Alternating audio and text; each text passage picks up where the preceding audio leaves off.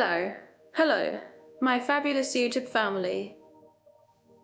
Oh, it's Mira, your resident sunshine bringer, ready to sprinkle some joy and maybe a few accidental giggles into your day. You know, between our last chat and this one, I nearly started a new viral trend. That involved a rather confused squirrel and a picnic blanket. Oops. I was just trying to capture that perfect, energetic moment for a new short, and about to cha-cha-cha was not universally appreciated by the local appreciated by Mira, I'm genuinely surprised you didn't try to teach the squirrel the Macarena. Oh, I can just picture it, a bewildered bushy-tailed creature try to keep up. My week was slightly less squirrel-related, but equally absurd. I tried to order a simple black coffee at a new cafe, and the barista asked me for my usual spot. I tried to order a simple black coffee at a new cafe at a new cafine, and my deepest reason to stick to my usual spot, material for their own podcast. Oh, Leo, your quest for a straightforward coffee often ends in philosophical debate, doesn't it? But speaking of quests and making big life decisions, we've got something truly special for all of you wonderful listeners on YouTube today. Well, for anyone out there who's ever found themselves dreaming of sweeping landscapes or vibrant bazaars, but utterly torn between two incredible destinations, you're in for a treat. If you've been scrolling through travel blogs, endlessly researching visa requirements, or perhaps even contemplating a life-altering move, trying to decide between the rugged beauty of New Zealand and the ancient charm of Turkey, then this episode is specifically designed for you. Oh, we're not just scratching the surface, we're diving deep into what makes these two countries tick. Imagine you're at a crossroads, pondering if your next adventure should take you to the stunning fjords of Otiero or the historical richness of Anatolia. Whether you're planning a dreamy vacation, considering a long-term move, looking for the perfect place to study, or perhaps you've met the one from either New Zealand or Turkey and want to understand their homeland better, don't worry, we're here to unravel all your questions. Wow! This podcast isn't just talk, it's your comprehensive guide, empowering you to make the best decision for your unique journey. And this entire adventure. Oh, sure think that we can talk of that. Oh, so, if your mind is currently a whirlwind of questions like, which one is safer? Or where's the food scene more exciting? Or, will I fit in with the local culture? We promise to provide you with all the clarity you need. We'll touch on everything from economy and education to nightlife and from economy and education to nightlife and family life. Think of us as your personal travel whisperers. Your feedback keeps us going, especially me, right to the nearest coffee shop. You'll feel so informed. You might just book your ticket by the end of this. Alright, so let's shift gears from all that talk about delicious food and dive into something equally important, the nitty-gritty of general safety and crime rates. Today, we're comparing New Zealand and Turkey. I mean, New Zealand's reputation precedes it, right? It's like the quiet kid in class who everyone knows is super well-behaved and never causes trouble. Whoa, you almost expect to see hobbits offering you directions. It's that serene. Hobbits, Mira? Oh, I was just about to ask that. Does super well-behaved mean less material from my stand-up routines?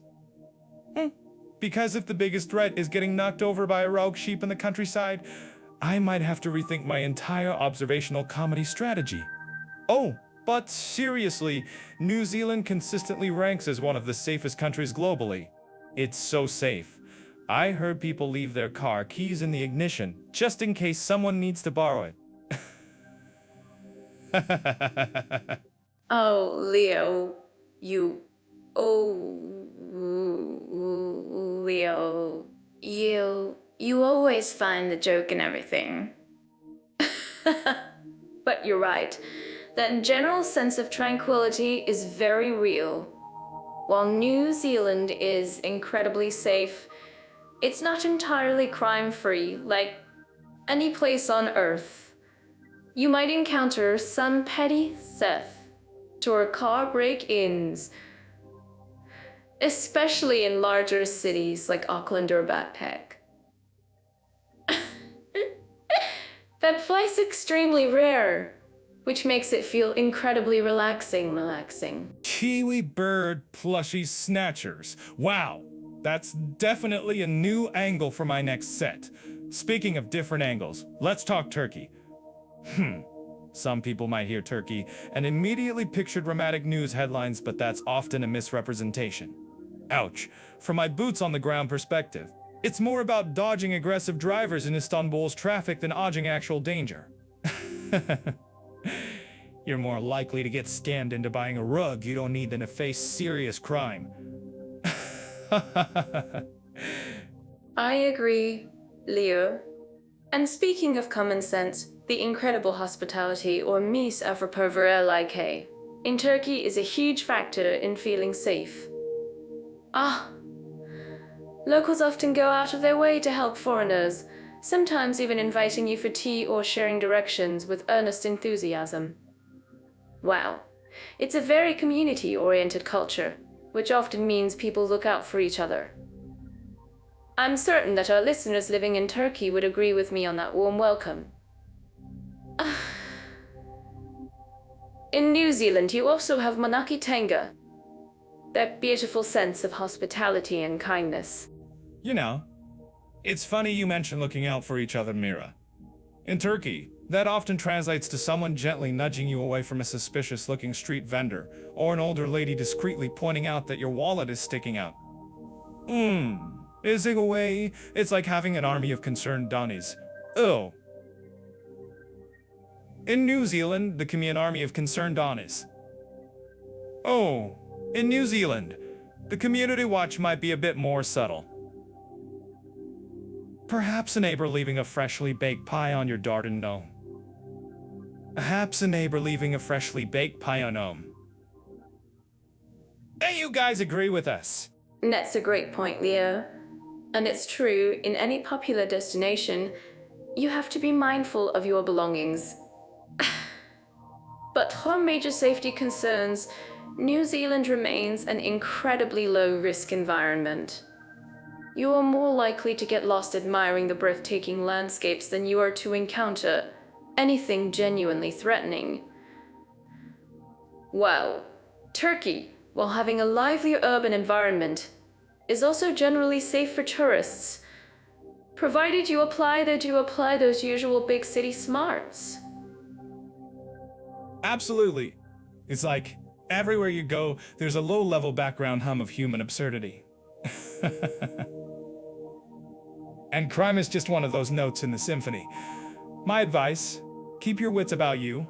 Don't flash too much cash. And if someone tries to sell you a magic carpet that promises to fly, just tell them it won't fit in your carry-on.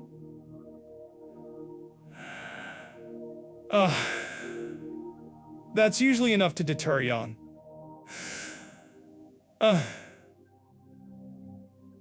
It's more about enjoying the journey and less about fearing every shadow. When we talk about political stability and social harmony, I always think about how different countries handle the daily dance of people in power. New Zealand, for example, feels like a perfectly choreographed ballet where everyone knows their steps and mostly moves in sync. It's rare to hear about massive political upsets there, isn't it? They have this calm, almost serene vibe about their governance. Oh, ballet, Mira? I'd say it's more like a very polite, slightly sleepy country picnic where everyone agrees on the exact shade of gingham for the blankets. You rarely hear about a prime minister getting caught in a scandal involving a sheet, do you? Whoa, but seriously, New Zealand does project an image of impressive calm. I mean, they even make their protest look orderly. I'm certain our listeners living in New Zealand would agree with me here. They really do, don't they? That sense of, we're all in this together, seems to be deeply ingrained, right down to their bicultural heritage with the Maori. Ooh, it's not just about policies, it's about a foundational respect that genuinely seeks to include different voices. It's like a big family reunion where everyone might bicker a little, but then they all hug it out over a barbecue.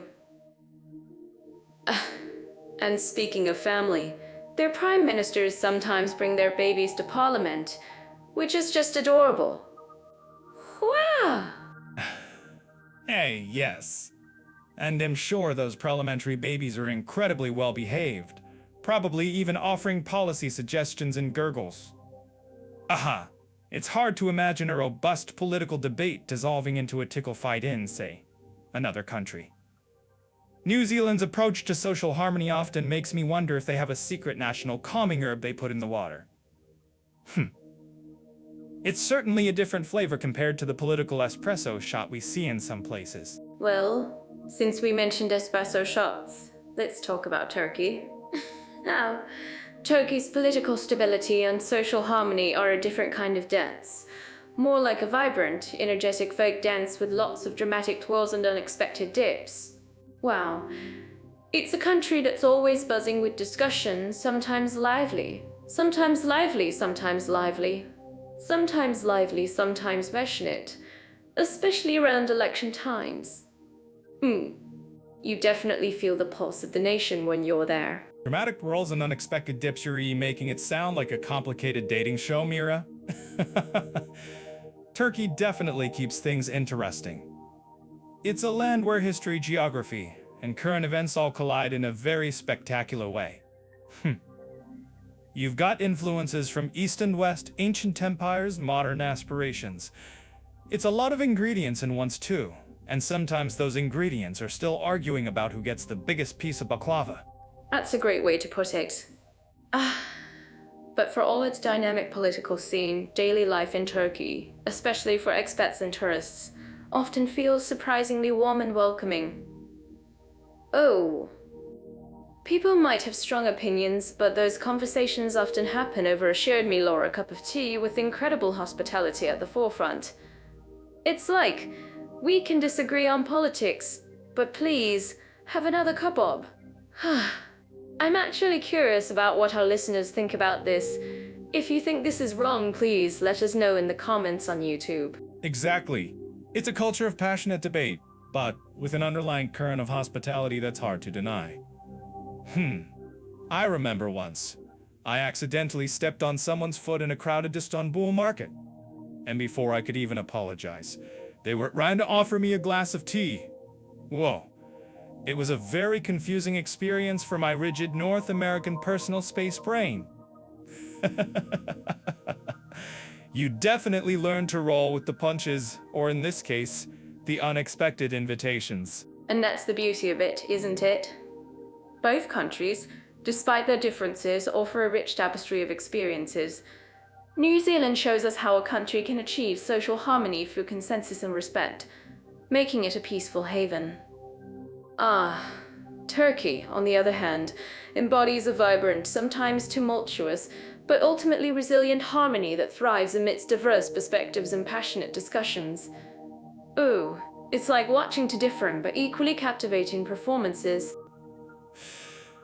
I guess it really boils down to whether you prefer your political stage to be a quiet, dignified theater with minimal fuss, or a lively, open-air bazaar where everyone's shouting about the best deal. Both have their charms. For more insights into navigating these cultural nuances, or planning your own journey, don't forget to check out Jet Off AI. It's a great resource for travelers and expats. Absolutely. So, whether you're looking for that calm stability or that vibrant, engaging energy, both New Zealand and Turkey offer unique lessons in how communities and governments interact. Wow! Don't forget to like this video and subscribe to our channel if you're enjoying this conversation. You know, talking about all those adventures and delicious food got me thinking, how do people afford it all? Let's dive into economic conditions and the cost of living in New Zealand and Turkey. For anyone dreaming of moving, or even just visiting, this is where the rubber meets the road, right? The rubber meets the road, or perhaps the road meets the wall in this case. Because nothing says adventure like staring at your bank statement after a long trip. You're right though, Mira. Those romantic travel brochures never show you the price tag of that breathtaking view. They conveniently skip that part. Exactly. So, let's look at New Zealand first. Wow. It's stunning, absolutely breathtaking, with landscapes that make you think you've stepped into a movie. But that paradise comes with a price tag, my friend. Ouch. I've heard the cost of living there can be quite high, especially in cities like Auckland or Wellington. It's like paying for front row seats to Mother Nature's greatest show every single day. Yeah, New Zealand's like that rare, artisanal coffee incredibly good, but you'll pay a premium for every sip. You've got amazing job opportunities in certain sectors, especially if you're, say, a hobbit whisperer or a professional sheep counter. But even with decent salaries, housing costs can make your eyes water faster than a freshly cut onion. I mean, my entire travel budget for a month would probably cover weeks' rent for a broom closet in Auckland. Ouch. Oh, Leo, you're too much. But it's true, housing is a big one. Now, let's contrast that with Turkey. If you're earning in, say, foreign currency, Turkey can feel incredibly affordable. You can live quite comfortably, find amazing fresh produce at the market, so many vibrant colors, and maybe even treat yourself to a delicious street food feast without breaking the bank. Oh, it's like a financial high five if you're coming from a country with a stronger currency. High five isn't immediately followed by the currency doing a dramatic swan dive. Turkey's got charm and affordability for sure. But the Turkish lira sometimes performs acrobatics that would make Cirque du Soleil jealous. Whoa. It means your budget can feel like it's on a roller coaster ride. One day you're living like royalty, the next you're questioning that extra baklava. It's a delicate balance of treat yourself and where did my money go? Well, that's why you keep an eye on the exchange rates, right? But seriously, if you look at daily expenses groceries, transportation Turkey generally offers a much more budget-friendly lifestyle compared to New Zealand. I mean, jetting around Istanbul with its incredible public transport network is relatively cheap. Whereas in New Zealand, I hear even a short bus ride can make you think twice. I'm actually curious about what our listeners think about this. If you've lived in either, what surprised you most about the everyday costs? Do share in the comments when this episode. Oh, I'm sure someone's already typing an angry comment about gas prices in New Zealand right now. But let's talk job markets for a minute. In New Zealand, while the economy is stable, the job market can be competitive for foreigners. Plus, there are visa requirements on specific skill sets often needed. It's not exactly a show up and get hired situation unless you're a highly specialized kiwi fruit picker. My improv skills alone wouldn't cut it, I suspect. Your improv skills are legendary, Leo. Don't you worry. On the other hand, Turkey's job market can also have its challenges for expats, especially outside of tourism or specific international companies. And of course, the language barrier learning Turkish is essential for many roles. But the entrepreneur spirit is huge there. Many foreigners find creative ways to build businesses or work remotely, leveraging that cost advantage. Leveraging that cost advantage, which is a fancy way of saying make dollars. Spend lira, hope the lira stays put. It's all about navigating those currents, isn't it? Whether it's the stable but pricey waters of New Zealand or the more turbulent but often affordable seas of Turkey. And if you're trying to figure out how to keep your financial boat afloat in either, our friends at Jet have got some great resources to help you crunch those numbers and plan your move. Absolutely. So, whether you're dreaming of sipping coffee with a view of snow-capped mountains in New Zealand or enjoying a bustling bazaar in Turkey, remember to factor in the financial reality. Well, it's all about finding that sweet spot where your wallet is as happy as you are. Moving right along, Let's talk about a place where the sheep might outnumber the peoples, that's New Zealand. When it comes to accommodation, I've heard it's like a grand adventure, but maybe for your wallet. I mean, who wouldn't want to live surrounded by breathtaking landscapes? But then you look at the rent, and suddenly, you're wondering if a hobbit hole is available, or if they take sheep as collateral. I'm actually curious about what our listeners think about this. Have you tried convincing a landlord that your flock of sheep is excellent company and pays renting wool? Mira, you're always trying to barter with farm animals. Next, you'll be offering comedic performances for a discount on a studio apartment.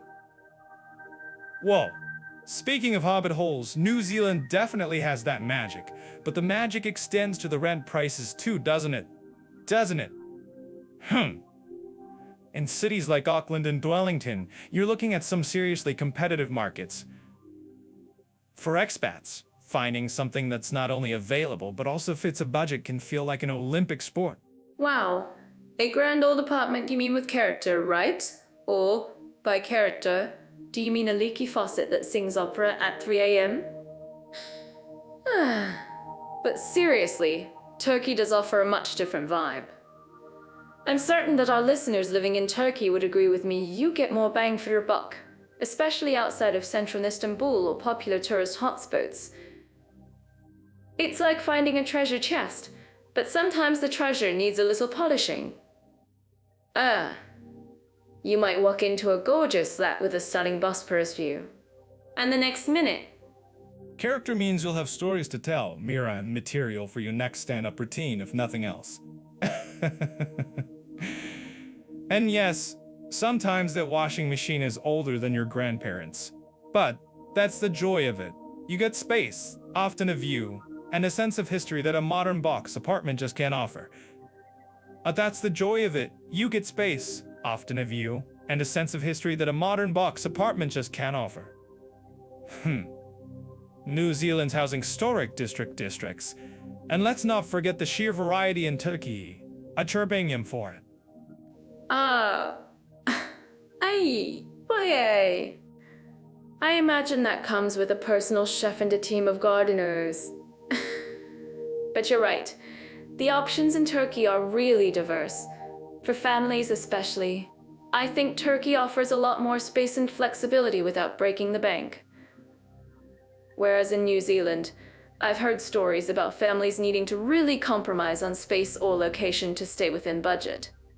It's like choosing between a bigger house for your kids or being able to afford organic kale.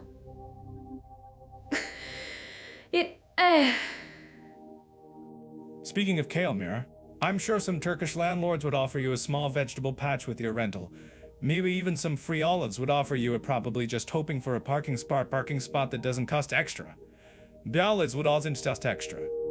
When it comes to housing standards, New Zealand generally adheres to housing standards. New Zealand generally adheres to pretty strict building quality, adheres to pretty building codes. When it comes to pretty, and generally adheres to pretty for quality, it generally adheres. Is the building colder hodes. Dels tus trikili getarai. Getalian stilly get a mat tilian delian Tully could stilly. It's stills as bills doors los wap crane tea by stilly trials was way dings sting me turn to almond rel she still was ding. I can just picture the neighbors' late night cooking in my new vlog. Sounds like an immersive cultural experience. But you've hit on something important, Leo. In New Zealand, especially away from the big cities, you can find incredibly charming, well-built homes, but the sheer cost of living, including utilities and property taxes, can be a big surprise for expats. Turkey, on the other hand, offers more affordable living expenses overall, which makes that lower rent even more appealing. It's not just the rent, it's the whole package. It's like New Zealand offers you a stunning. Well, I know which gift I'm taking, Mira. Anything with baklava. But, assuming it doesn't involve being forced to buy carpet. But that really sums it up, doesn't it? New Zealand offers high quality and stunning locations, but at a premium, with some older homes needing insulation upgrades. Turkey gives you incredible value and diverse options, but requires a bit more discernment when choosing a property. If you want to dig deeper into the actual rent choosing a property. Oh, both have their charm and their challenges. You know, when I think about a place like New Zealand, my mind immediately jumps to those incredible green hills and, of course, the hobbit holes. Oh, but for those of us wanting to live among the elves and sheep, the reality of ease of visa, immigration, and official procedures can feel a bit more like a quest for Frodo. It's not always a stroll through the Shire, is it? Mira, you're right. I'm certain that our listeners living in New Zealand would agree with you. It's less about finding a magic ring and more about finding the right form. New Zealand has a reputation for being quite particular, almost like they're making sure you're truly worthy of Otoyero's beauty. Wow. Their online system is pretty robust, but it asks for everything. I once heard someone joke they needed a full genealogy tree going back to their great-great-great-great-grand-grandparent. Oh, I believe that. I once almost clicked on a skilled migrant category visa, only to realize my skill was mostly just making really good toast. Oops! New Zealand definitely emphasizes skilled migration, and you need a certain number of points. It's like a competitive video game, but with more paperwork and less dragon slaying. And let's not forget the English proficiency tests. It's not enough to say Kier, or you need to prove you can write an essay about it. Kier or, and a perfect score on an I. LTS exam, that's the dream, right? Speaking of dreams, or maybe bureaucratic nightmares, let's look at Turkey. For many nationalities, getting into Turkey for a short visit is surprisingly straightforward. You can often grab an e-visa online in minutes. It's almost too easy, like they're saying, come on in, we've got baklava. But then, if you want to stay longer, maybe chase a few stray cats in Istanbul, you hit the residence permit wall. Wait, I want to add something there. You're so right about the initial ease. It's like they lure you in with a simple click. Then BAN, you're gathering documents for your IKMIZNI. I actually know someone who spent an entire week trying to get an apostille stamp because they didn't know which government office to visit first. It felt like a scavenger hunt. And the language barrier in those official settings can be a real challenge for non-Turkish speakers. I mean, Morobaba only gets you so far. Exactly. Maraba and a lot of enthusiastic gesturing.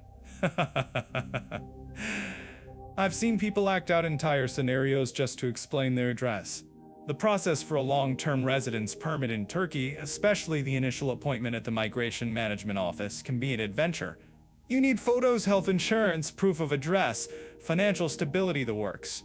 And if you're looking for a work permit, you generally need an employer to sponsor you, which isn't always a walk in the park. Oh, good point, Leo. For our listeners watching on YouTube, if you've navigated either of these systems, please tell us your most surprising moment in the comments. I'm curious if anyone accidentally applied for residency in Narnia instead of New Zealand. With New Zealand, beyond the points and skills, you also have character and health requirements. They're making sure you're not bringing any bad vibes or worse. True. And in Turkey, while generally welcoming, navigating the myriad of departments and getting all the correct signatures can test anyone's patience. I once heard a story about a guy who went to 3 different offices just to get one document signed, and at the last one, they told him he needed a copy of a document he'd submitted to the first office.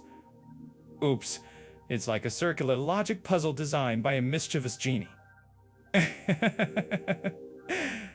So, both countries have their charms, but the visa journey requires patience, precision, and maybe a good sense precision. And plenty of coffee. Speaking of life's essential comforts, let's look at access to and quality of health services in New Zealand and Turkey. I always think about that feeling of security, knowing you're covered if something goes wrong. In New Zealand, the public healthcare system is pretty robust, largely funded by taxes, meaning residents and citizens get heavily subsidized care. It's kind of like a big, warm, cozy blanket for everyone's well-being. A cozy blanket. That sometimes feels like it's been in the dryer too long and shrunk, I guess.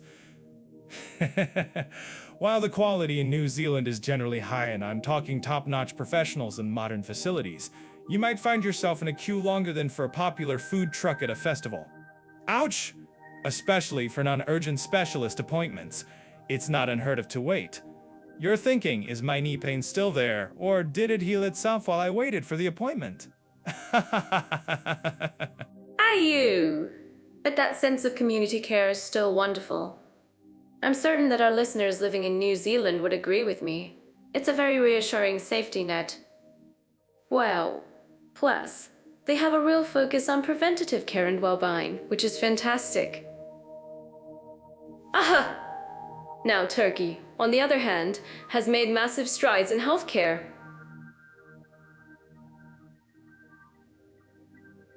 I mean, huge investments in modern hospitals, almost like 5-star hotels. Right? Especially if you're flying in for a new hairdo or a dental makeover. Turkey has become a powerhouse for medical tourism, which is great for the economy, I guess. You can get quality private care often faster and more affordably than in many Western countries. The public system, though, can be a bit of a maze of bureaucracy. And wait times can be a factor there too. Oops. It's like a choose-your-own-adventure book, but with more paperwork and less dragons. Well, speaking of dragons, if you're not paying into the social security system in Turkey, you're looking at private options, which can add up, of course. But for those who are contributing, the SGK system offers discounted care in public hospitals. It's about finding your way through it. My friend once got an urgent dental procedure in Istanbul for a fraction of what it would cost in London. Wow. She practically skipped all the way back home. And she probably got a free coffee while she waited, knowing Turkey. New Zealand, from my perspective, offers this consistent, if sometimes slow, level of care. You know what you're getting, which is often a relief. But if you're an expat and don't qualify for public subsidies, or if you simply can't stand waiting, private insurance is your best friend there. It's a bit like buying a fast pass at an amusement park. That's a good analogy, though I prefer the roller coasters to a hospital bed. Thank you very much. Now, I'm actually curious about what our listeners think about this. Have you experienced healthcare in either New Zealand or Turkey? Tell us about it in the comments below on YouTube. We love hearing your stories. Just make sure your story involves less waiting for a doctor and more dramatic anecdotes, please. Seriously though, language can be a factor. In New Zealand, English is universal, so no communication issues there. In Turkey, while major private hospitals and tourist areas might have English-speaking staff, it's not a given everywhere. So, practicing your Doctor and RD might be a good idea, unless you're a fan of charades in emergencies. Oh, that's a good point. Whoa, imagine trying to explain a weird rush with hand gestures. Oops. Though I once saw a tourist effectively communicate a sprained ankle using only interpretive dowels. So anything's possible. But yes, having some basic Turkish phrases or a translation app would definitely ease the stress in a public hospital setting. It's all about preparation, folks. Preparation, or a really expressive dance routine, I guess. So, If you're considering a move or even just a long-term visit, checking out Jeddah, I can give you detailed insights into these healthcare systems and help you compare your options. It's more reliable than my interpretive dance skills, for sure. You're just saying that because you can't dance. But seriously, Leo's right. Whether it's the comprehensive but sometimes slow system in New Zealand or the booming private sector and more bureaucratic public system in Turkey, both countries offer quality care. It really comes down to your priorities, your budget, and how much you value instant access versus a universal safety net. Oh, make sure to like this video and subscribe to our channel for more comparative adventures. Exactly. And don't forget to hit the notification bell so you don't miss our next episode where I might just give a masterclass in medical charades. Or perhaps we'll talk about how to get a coffee faster than you get a doctor's appointment. Let's talk about something that gets us from point A to point B, or in my case, sometimes point Z, then back to A. I'm talking about transportation infrastructure and convenience for New Zealand and Turkey. Oh, speaking of point Z, I've had some trips where I felt like I was in a completely different dimension trying to figure out local transit. New Zealand, that's a country where the sheep probably have better GPS than some of the bus routes, right? Oh, Leo, you're always imagining sheep driving. But you're right, New Zealand's transport is a bit of a mixed bag. The roads are often absolutely stunning, really well maintained for those epic road trips. Picture postcard stuff. But if you're thinking big city metro systems everywhere, think again. Outside of Auckland and Wellington, it's mostly about buses, and even those don't exactly run every 5 minutes to every tiny village. So, it's basically rent a car or befriend a local with a really good four-wheel drive. I can already see myself trying to hitchhike with a flock of sheep. Wow. That's part of the charm, isn't it? The freedom of the open road, wind in your hair, probably a tiny rental car that you've overloaded with snacks. Oh, for our Jeddah community thinking of visiting, a car is probably your first booking after the flight, right? Absolutely. And the campervan culture there is huge. You see people literally living out of their vehicles, cooking on tiny gas stoves with some of the most beautiful backdrops you can imagine.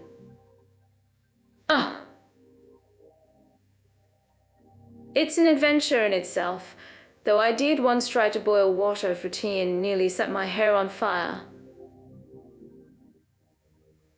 Oops.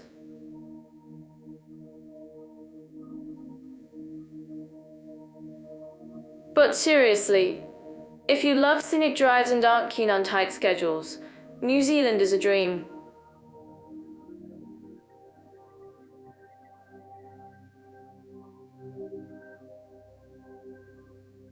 What you about is that it is easy is that all about though is so or snaps just that but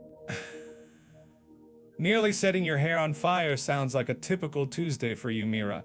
But that's a fair point. The trade-off for breathtaking views often means less infrastructure. Now, speaking of infrastructure that can sometimes feel like an actual adventure, let's pivot to Turkey. It's a bit of a different beast, wouldn't you say? Oh, different beast is an understatement. If New Zealand is a serene, calm drive, Turkey, especially its big cities, is more like a high-octane, multi-lane roller coaster. Istanbul alone has a sprawling metro, tram, metrobus, Marmara Y underwater rail, and ferries connecting everything. Wow! It's incredible how much public transport there is, though sometimes it feels like a giant game of find the right connection before you miss your meteor meeting. I've been on those Istanbul ferries, watching the Bosporus go by, and then suddenly I'm supposed to understand 5 different signs to get to my bus. And the Ensurdi bus network in Turkey is seriously impressive. You can get almost anywhere comfortably, often with onboard service. It's a far cry from the hope someone picks me up vibe of some New Zealand rural routes. That's true. Those Turkish buses are like luxury liners on wheels. Oh, and domestic flights are super affordable and frequent too. Instead of a 12-hour bus ride, you can often hop on a plane for less than a fancy dinner. But the flip side, the traffic in major cities, especially Istanbul, can be legendary. I once spent 2 hours trying to cross one bridge. Ouch. I bet our listeners in Turkey are nodding right now, feeling that traffic chaos in their souls. 2 hours for one bridge? That sounds like a new stand-up routine waiting to happen, Mira. But you hit on a key point. Turkey's sheer scale means it needs that extensive network. And they're building more high-speed rail too, which is fantastic. Wow, but yes, driving in Istanbul requires a certain Zen master of defensive driving mindset. Wouldn't you agree? I once saw a car try to use the sidewalk as a shortcut. The sidewalks are just extra lanes, apparently. But honestly, for all its traffic, Turkey's public transport, particularly in cities, is incredibly efficient and accessible for daily life. It gets you where you need to go, even if it sometimes feels like a dance. Ooh, New Zealand, on the other hand, gives you the peace of the open road but asks you to put in the driving miles yourself. Both have their charm, but for very different reasons. So, it really boils down to whether you prefer to be the driver of your own adventure, or if you'd rather be a passenger in a vibrant, sometimes chaotic, transport tapestry. Both can be incredibly convenient, just in unique ways. If you've got a better transit hack for either country, or just want to tell us about your craziest commute, drop a comment below. And if you enjoyed this breakdown, don't forget to like and subscribe on YouTube to help more travelers find us. Right. No matter which one you choose, just remember to pack your sense of adventure. And maybe a good map for New Zealand or a lot of patience for Istanbul traffic. Moving on from the landscapes we just admired, let's look at a topic that can make or break a trip, or even a long-term stay: the language barrier and how easy it is to communicate. I'm certain that our listeners living in New Zealand would agree with me here. Wow. Mira, you always jump into things like you're diving into a pool without checking the depth. Language, huh? I've seen people trying to order a coffee in a foreign land, and it looks less like a transaction and more like an interpretive dance. Oh, good luck with that, folks. Oh, come on, Neo. It's not always an interpretive dance. Sometimes it's a beautiful ballet of gestures. But seriously, in New Zealand, English is the main language, which is great for many travelers. Plus, they have Maori, which is undergoing a wonderful revitalization. It's so cool to hear kia or everywhere. It makes you feel instantly welcome. Kira, huh? Sounds like what I say when I finally manage to open a particularly stubborn jar of pickles. Kiro! But let's be real, while English is a global lingua franca, sometimes New Zealand English can throw a few curveballs. I once heard a Kiwi talking about jandals, and thought they were discussing some kind of mythical creature before realizing it was just flip-flops. Whoa! My brain nearly short-circuited trying to decode it. See, that's part of the charm. It's like a secret club where you learn the handshake. Oops. Anyway, my friend went to New Zealand and said everyone was so friendly and patient, even when she completely butchered a Maori phrase. They just smiled and helped her. It's that famous Kiwi hospitality, I guess. I'm actually curious about what our listeners who've been there think about this. Let us know in the comments. Patient and friendly, hun. Sounds like they haven't met a comedian trying to translate their jokes into something understandable. I'm sure I'd manage to offend someone accidentally. Anyway, over in Turkey, it's a different linguistic ballgame altogether. While tourist hotspots in places like Istanbul or Antalya might have English speakers, venture off the beaten path and suddenly you're speaking the international language of pointing and exaggerated facial expressions. Oh, the universal language of pointing. I'm an expert at that one. Ooh, But actually, Turkish is a beautiful language, and the people are often incredibly appreciative if you try even a few words. Merhaba for hello, TSDKUA ederim for thank you. Those little efforts really go a long way. Wow, it's like unlocking a secret level of connection with the locals. Unlocking a secret level, or just making them chuckle at your pronunciation. I remember trying to say pepper in Turkish once, and the vendor thought I was trying to buy his firstborn. Ouch! The sheer volume of consonant clusters in some words makes my tongue feel like it's doing an obstacle course. Seriously, folks, if you plan to live there, commit to learning Turkish, or your grocery shopping will become a daily adventure in charades. I'm certain that our listeners living in this country would agree with me. Well, that sounds like a fun adventure. I'd love to try to learn Turkish. I'm sure I'd make plenty of hilarious mistakes that would turn into great stories. But you're right, for deep immersion and getting through bureaucracy, learning the local language is essential in Turkey. New Zealand offers that comfort of English, but even there, knowing Kia or makes a difference. It shows respect and opens doors. Respect and open doors, or just gets you a slightly less confused look from the immigration officer? I do appreciate the effort though. My brain, however, is firmly set on English plus sarcasm as its primary mode. But if you're serious about communication, knowing some key phrases in any country, whether it's where's the nearest coffee, or please don't give me the spicy stuff, is always a good idea. Even if your spicy stuff comment gets misunderstood, at least you tried. And for all our amazing listeners out there, if you're thinking about moving or just visiting, check out Jetofei AI for more detailed guides on these countries. You might even find some language tips there.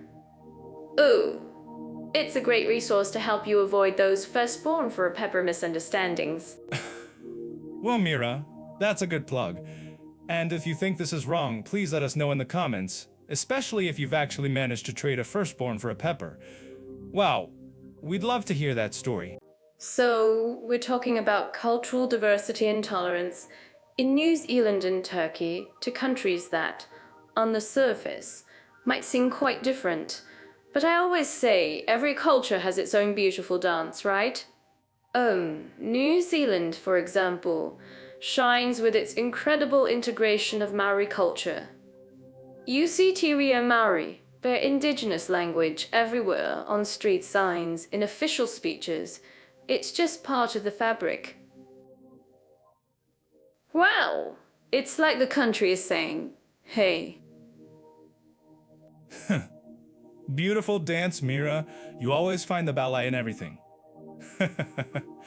I've seen tourists try to do the haka, and let me tell you, some of them looked more like they were trying to wrestle a particularly aggressive sheep. Oops. But seriously, New Zealand does seem to walk the talk when it comes to celebrating indigenous culture. It's not just a tourist show, it's genuinely embedded. I mean, they even call themselves Aotearoa. That's quite a statement. Exactly. It's not just for show, it's a living, breathing part of their identity. And speaking of living, breathing identities, New Zealand has a really vibrant mix of European, Pacific Islander, and Asian communities too. They seem to do a great job of fostering social cohesion. Imagine the food festivals. Ooh. All those different flavors coming together.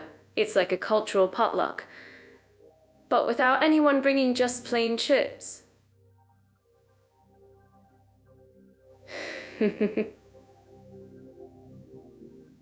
You and your food, Mira. Well, moving across the globe, Turkey is an entirely different kind of mosaic. It's truly where East meets West in a way few other places are. We're talking Turks, Kurds, Arabs, Laz, Circassian S, Armenians, Greeks, a historical melting pot that's been bubbling for centuries. It's less about a deliberate integration policy, and more about a historical accumulation, if that makes sense. It's like everyone just showed up, settled down, and decided to figure it out later. But that's where the famous Turkish hospitality, misafirper. I mean, who can resist a good cup of Turkish tea and a warm welcome? Oh, it's in their bones to embrace guests, and I think that extends to different cultures living side by side. You see it in the architecture, the music, the flavors. Just walking through Istanbul is a sensory feast of diverse influences. Wow. I'm actually curious about what our listeners think about this. Have you experienced that warmth? Warmth can sometimes feel like a gentle simmer, and sometimes it's a full-on rolling boil, depending on where you are. While that famous hospitality is very real, especially for foreigners, Turkey also has its own complexities when it comes to minority rights and social cohesion, particularly with groups like the Kurdish community. It's not always a seamless blend. There can be underlying tensions or political debates. You won't find the same level of official bilingualism as in New Zealand, for example. That's a fair point, Leo. But even with those complexities, there's still a unique resilience and a deep sense of community that many cultures share within Turkey. And in the big cities like Istanbul, Ankara, Izmir, you really do feel the cosmopolitan vibe where people from all walks of life mix and mingle. It's like a grand old tree with many different branches, some reaching high, some intertwining. We'll talk about the details on Jet Off AI, especially about finding those specific communities if you're planning a trip. Speaking of intertwining, just like your jokes, Mira, cultural diversity in both places has its threads of humor and occasional snags. New Zealand, with its strong Maori identity, aims for a rainbow nation ideal, while Turkey navigates its centuries-old tapestry of antithetics and beliefs. Both offer rich experiences, but also remind us that tolerance is a constant effort, not a destination. So, whether it's the official embrace of Maori culture in New Zealand or the bustling, historical mosaic of Turkey, both countries offer incredible lessons in diversity. Oh, and for anyone listening on YouTube, if you think this is wrong or you have a different take, please let us know in the comments. We love hearing your perspectives. Indeed. And for those trying to decide where to travel next, remember that discovering these nuances is half the fun. Don't forget to like and subscribe to this podcast if you appreciate our deep dives into the obvious, as I like to call them. It keeps the coffee flowing and Mira's dance moves slightly contained. Ding! So we're diving into the world of textbooks and language lessons today? Educational opportunities on language schools in New Zealand versus Turkey. You know, Leo, I've always found the idea of learning a new language absolutely exhilarating, like unlocking a secret level in a video game. Mira, you and your video game analogies. I'm more familiar with the rage quit level of language learning myself, especially after trying to conjugate a verb for the 27th time. But New Zealand, huh? That's a country that always felt like it was doing something right, education-wise. It's got this reputation for innovative teaching methods and a very welcoming atmosphere for international students. Wow. Absolutely. New Zealand really prides itself on its high-quality education system, which is based on the British model. Their University of Auckland or Victoria University of Wellington are globally recognized. Plus, they have a strong focus on practical, hands-on learning, which I think is so important. Nobody wants to just read from a dusty old book, right? Ooh, I'm actually curious about what our listeners who studied there think. Did it feel as hands-on as it sounds? Dusty old book. Mira, you wound my inner academic. But you're not wrong. New Zealand's education system also integrates Maori language and culture, which is a fantastic point of difference. Te Reo Maori is an official language, and you'll find it taught in schools and universities. That's a unique opportunity for cultural immersion, not just academic study. But for those looking for something a bit more, shall we say, wallet-friendly, Turkey offers some intriguing options. Speaking of unique, I once tried to learn a few Maori phrases and ended up accidentally ordering a fluffy cloud instead of a coffee. Oops. It was delicious though. On the other hand, has a long and storied academic tradition. Universities like Istanbul University go way back, centuries even. And today, you have modern institutions like Bogazici University and MIT that are very well regarded, especially for engineering and social sciences. So I think that we can counter that. My biggest linguistic mishap was in a small town trying to ask for more tears. Ouch. Anyway, Turkey's public universities are notoriously affordable compared to many Western countries, which is a huge draw for students, especially for those looking to stretch their budget. Though for international students, you often need to navigate the YOS exam, the Foreign Student Examination. Not quite a fluffy cloud of an exam. Oh, the dreaded exams. They always find a way to pop up, don't they? But if you get through it, the opportunities are there. And for language schools, Turkey has TOMER, which is a fantastic resource for learning Turkish. They have programs in all the major cities, making it easy for foreigners to dive into the language. It's like linguistiving in Turkey would agree that OMER is the gum-to for learning Morabian. TOMER sounds serious. I prefer my language learning to happen organically, usually by trying to order street food. New Zealand, of course, has plenty of English language schools, attracting students from all over the world who want to improve their English in a beautiful, calm environment. You're surrounded by nature. Learning English seems almost too pleasant for my cynical self. It's like a wellness retreat that secretly teaches you grammar. Wellness retreat with grammar. Oh, I like that. It sounds exactly like something I'd sign up for. Imagine doing yoga by a beautiful lake and then immediately conjugating verbs. It makes language learning feel less like a chore and more like, well, an adventure. And New Zealand is so good attracting international students with scholarships too, which is a big plus for anyone dreaming of studying abroad. Wow. True, scholarships are always a good motivator. My biggest scholarship was getting a free coffee after filling out a loyalty card. But for Turkey, there's also the Erasmus program, which fosters a lot of exchange between Turkish and European universities. It's a fantastic way for students to experience a different culture and boost their resume without having to commit to a full degree. So, whether you're after the serene, bicultural experience of New Zealand or the bustling, affordable academic scene in Turkey, both country and affordable academic scene in Turkey. You know, talking about places that keep you on your toes, I've always pictured New Zealand as that friend who can't decide what outfit to wear. One minute, it's sunshine and rainbows, the next, you're looking for a blanket. Wow, it's like nature's way of saying, surprise, every single day. For a long, skinny country, it really packs in the weather changes.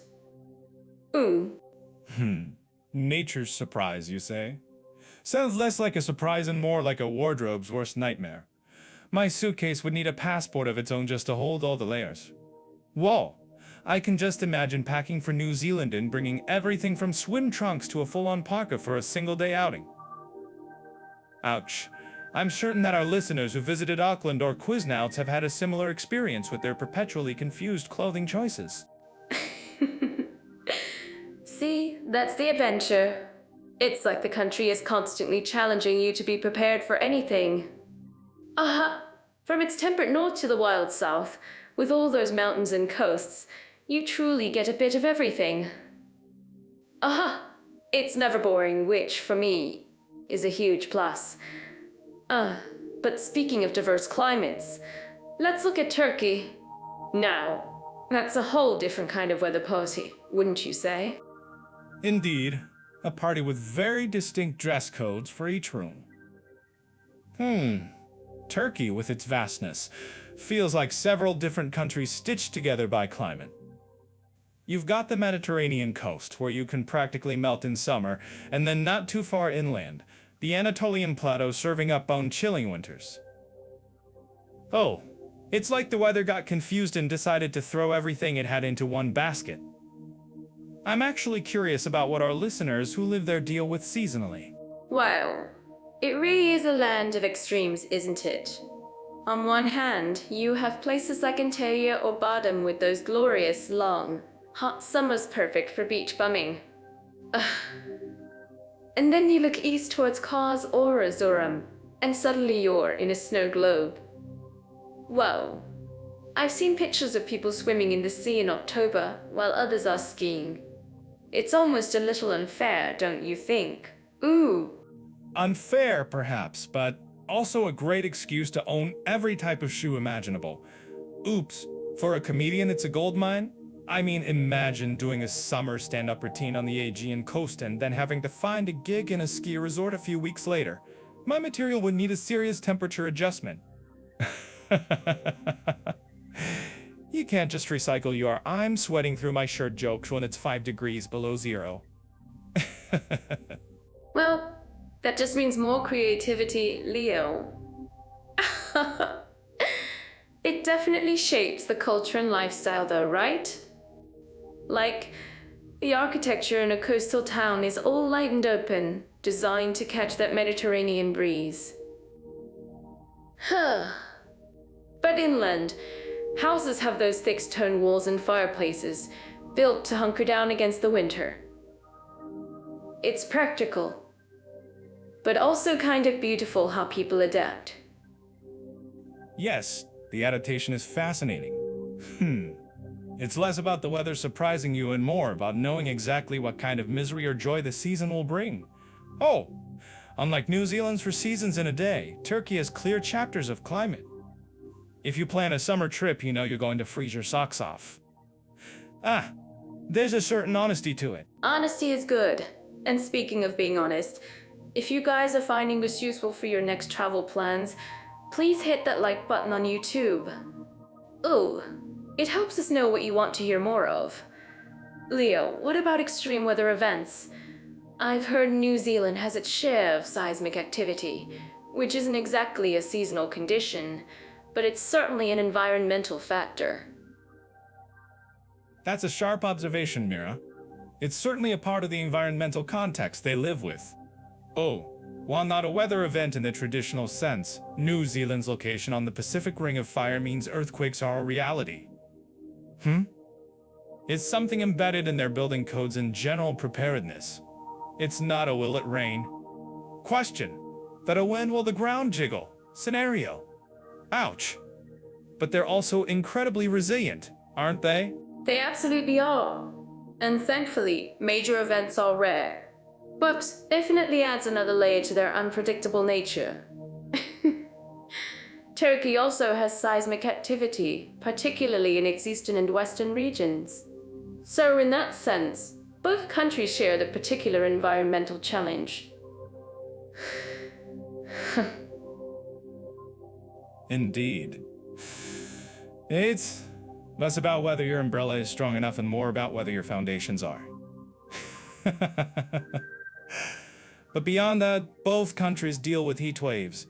Turkey's interior can get ridiculously hot in summer, sometimes reaching 40-something degrees Celsius. Ouch! New Zealand, while generally milder, can also have scorching summer days that make you want to live in the ocean.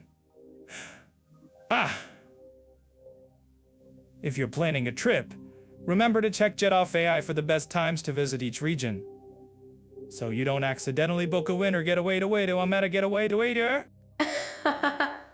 Nobody wants to show up to a snowy beach expecting a tan. So, ultimately, both New Zealand and Turkey offer a wide spectrum of climates. New Zealand keeps you guessing with its daily shifts in temperate zones, while Turkey delivers a grand tour of various distinct seasonal experiences from scorching hot to snowy cold. Wow. It really comes down to whether you prefer constant little surprises or clearly defined, dramatic acts. Alright, from the vast landscapes we just discussed, let's now feast our way into food, culture, and nutritional alternatives for New Zealand and Turkey.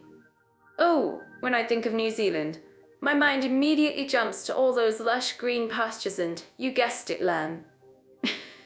But it's so much more than that, isn't it? It's like a culinary adventure waiting to happen. An adventure or just a very well-fed sheep stream, Mira? You know, every time someone mentions New Zealand, I picture endless flocks just lining up for their turn at the barbecue. Oops. No offense to our Kiwi friends, but I'm certain our listeners living there would agree that lamb is pretty much a national pastime. And of course, the seafood is out of this world too. Oh, come on, Leo. You're making it sound like they only eat what's in the pasture or the ocean. While lamb is iconic and their green-lipped mussels are famous, New Zealand's food scene is incredibly diverse. Think about their traditional hangai, which is food cooked in an earth and it's a communal, beautiful experience. Wow. And don't forget the pavlova, their national dessert, which is basically a cloud of meringue fruit. It's so light, it could almost float away. Ooh. A cloud of meringue, you say? Sounds like something you make after forgetting to turn on the oven. But I'll give them this. The emphasis on fresh, local produce is strong there. You hear a lot about farm to table in New Zealand, and frankly, I appreciate a country where the food hasn't traveled more than I have. Now, compare that to Turkey, which, let's be honest, could feed an army with its street food alone. Aha! Turkey's food culture is like a vibrant tapestry woven with centuries of history. Wow! From the rich kebabs and mezes of the southeast to the fresh olive oil dishes of the Aegean coast, every region has its unique flavor. And the breakfast spreads, Leo? Oh, they're legendary with dozens of small plates, cheeses, olives, jams. It's not just a meal, it's a celebration. And a celebration that requires at least 3 additional stomachs, I'm sure. What I find fascinating about Turkish cuisine is how it manages to be both complex and incredibly comforting. Take manti, for instance. Tiny dumplings, big flavor. Or that iconic street food, kokorek. Whoa. I'm actually curious about what our listeners think about this, because some people look at kokorek and go, nope. And others say, yes. Please let us know in the comments section on YouTube. Kaha! Kokorek is definitely an acquired taste, but an amazing one. But speaking of diverse tastes, both countries are doing a fantastic job with nutritional alternatives now. New Zealand, with its focus on fresh produce, has a thriving vegan and vegetarian scene, especially in cities like Auckland and Wellington. You can find amazing plant-based cafes and gluten-free options everywhere. Yeah, it's not just about the sheep anymore, is it? They're really leaning into organic and sustainable eating, which is commendable. And Turkey, for all its meat-heavy reputation, has always had incredible vegetarian options built into its cuisine, even if they weren't explicitly called vegan. Think about all the lentil soups, the bean dishes, the endless varieties of fresh salads with olive oil. Absolutely. Many traditional Turkish dishes, especially from the Aegean region, are naturally plant-based. And in big cities like Istanbul or Izmir, you'll find specialized vegan restaurants popping up everywhere. Wow, it's fantastic to see how quickly they're adapting to global dietary needs while still holding on to their incredible culinary heritage. I'm certain that our listeners living in these countries would agree with me that choice is king. And for more insights into these cultural shifts, you can always check out Jetto Fai for related articles. Indeed. And speaking of culinary choices, I'd say both countries offer something truly unique. New Zealand gives you that fresh, pure, often Pacific Rim-inspired fare, while Turkey serves up a symphony of flavors from ancient empires. Oh, the challenge, I suppose, is trying not to gain 5 pounds in either place. I once tried to eat my way through an Istanbul market, and I'm pretty sure my belt declared independence. Mine probably tried to do the same, but it's worth every single bite. And you know, for anyone planning a trip, or even just curious, checking out local food blogs or even our previous podcast episodes on Jet I can really enhance the experience. It helps you navigate beyond the usual tourist traps and find those hidden culinary gems.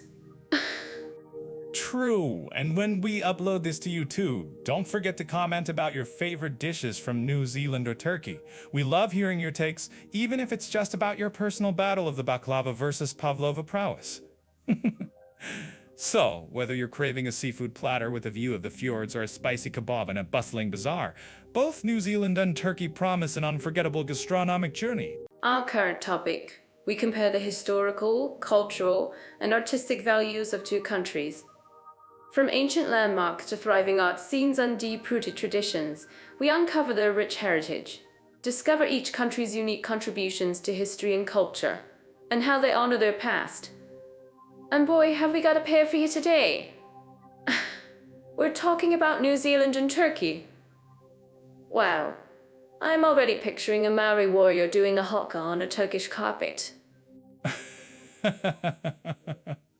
Mira, only you would visualize that. I was thinking more of a historical tapestry, but yours is definitely more vibrant. Anyway, when we think about historical, cultural, and artistic values, New Zealand often brings to mind the rich traditions of the Maori people. Their history is truly a fascinating epic, full of migrations, legends, and incredible artistry. Oh, I'm actually curious about what our listeners think about this. Absolutely, Leo. The Maori culture is just so vibrant and alive. Think about the haka. It's not just a boutful statement, a performance that can give you chills even through a screen. And their intricate carvings, every piece tells a story. I'm certain that our listeners living in New Zealand would agree with me that it's woven into the fabric of the country. If you've ever seen a Marae traditional meeting ground, you'll understand the depth. Ooh. Speaking of depth, you can find a lot of historical insights and travel tips on Jet Off AI. Marae, haka, it's all very compelling. But sometimes I wonder if the sheer beauty of New Zealand's landscapes overshadows some of its more subtle historical nuances for the casual tourist. It's hard to focus on ancient sites when you're busy trying not to fall off a bungee jump, right? I remember seeing some colonial architecture there too, quite a contrast to the natural wonders in Maori structures. It's like finding a Victorian set in a spaceship. Oops! It's a blend, but one that sometimes feels stitched together. Well, stitched together. I think it's more like a beautifully layered cake, Leo. You get a bite of ancient Maori legends, then a layer of European colonial history, all topped with a sprinkle of modern Kiwi art. It's an evolving identity. When we upload this to YouTube, don't forget to comment if you think my cake analogy is spot on. Ooh, no! Shifting gears to Turkey, talk about Lay's an archaeological dig site on Fast Forward, wow. You said layers and I immediately thought of baklava. Turkey's history is incredibly dense. You can't throw a rock without hitting a Roman ruin or a Byzantine mosaic. It's a living museum. From the Hittites to the Ottomans, every empire left its mark, often literally on top of the last one. Istanbul alone, Hagia Sophia, Topkapi Palace.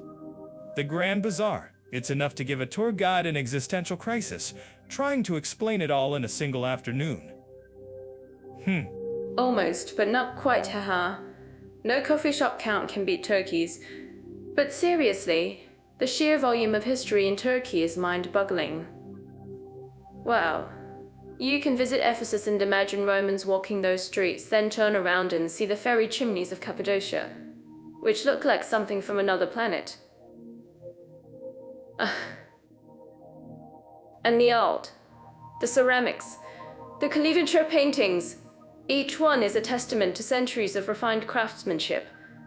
Oh, I mean, you can even find ancient artistry at Jeffel destinations. It's true, Mira. The craftsmanship is incredible. But let's be honest, sometimes all that ancient history can feel a bit overwhelming, especially if you're trying to absorb it all while dodging enthusiastic rug salesmen. I've been in markets where every antique has a fascinating story, usually ending with a price tag that's equally legendary. It makes New Zealand's younger, perhaps more focused history feel a little less cluttered, wouldn't you say, you? Cluttered? Never. It's a treasure chest, yo. A delightful, overflowing treasure chest. New Zealand might have a younger recorded history from a European perspective, but its Maori heritage is ancient and profound. Oh, and their contemporary art scene is thriving, often drawing inspiration from their unique landscapes and cultural identity. Think about their films. The Lord of the Rings actually put their stunning natural beauty on the global stage. Well, I'm sure many of our listeners have dreamed of visiting Middle-earth. Yes, Lord of the Rings definitely put New Zealand on the map for fantasy geeks and film buffs everywhere. It's a soft power move that few countries can replicate. You don't see anyone traveling to Turkey to find hobbits, do you? Although, with all those underground cities in Cappadocia, who knows what they're hiding them? But what about the artistic values beyond traditional crafts in Turkey? Do they have a thriving contemporary art scene that rivals the historical narrative? They absolutely do, Leo. Istanbul, Ankara, Izmir. These cities are buzzing with contemporary art galleries, modern music scenes, and fashion designers pushing boundaries. Wow, it's not just about ancient ruins on intricate carpets anymore. There's a vibrant East culture that's blending tradition with cutting-edge creativity. Oh, it's like a delicious fusion dish. You get the classic flavors, but with an exciting new twist.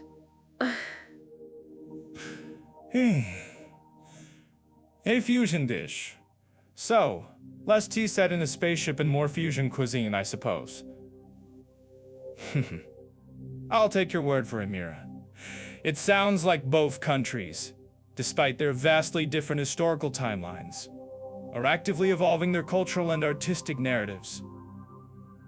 One with a deeply rooted indigenous past meeting a colonial layer, and the other with millennia of empires stacked upon each other, both now forging new artistic identities. It's like they're both saying, Alright, Leo, so we're diving into natural beauties and landscape today. Oh, and first up, New Zealand. Wow.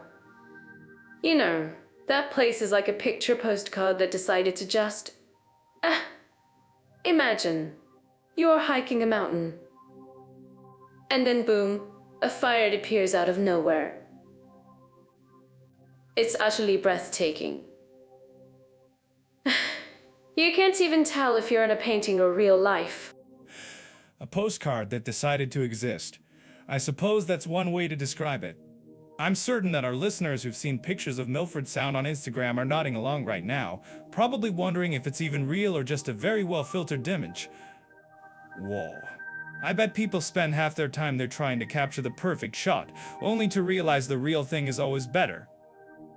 Oh, it's like trying to photograph a joke, you just had to be there. You're right. Yo, it's impossible to capture. But seriously, the Southern Alps, the geothermal wonderland around Rotorua. It's not just pretty. It's actively bubbling and steaming, like the Earth itself is having a spa day. Wow. And of course, the Lord of the Rings landscapes everywhere you look. You expect an elf to pop out. Do you think our viewers on YouTube have ever tried to recreate those movie scenes in New Zealand? How would our listeners think about this? An elf popping out? Or maybe just a very confused sheep? Whoa. And the Earth having a spa day? That's one way to put it, Mira. I'd imagine the Earth is mostly just trying to let off some steam before it explodes, like me before my first coffee in the morning. Speaking of diverse landscapes, let's pivot slightly and consider Turkey's incredible variety. From the Black Sea's lush, almost tropical feel to the moonscape of Cappadocia's fairy chimneys. Oh, absolutely. Turkey is like a whole continent squeezed into one country. Wow.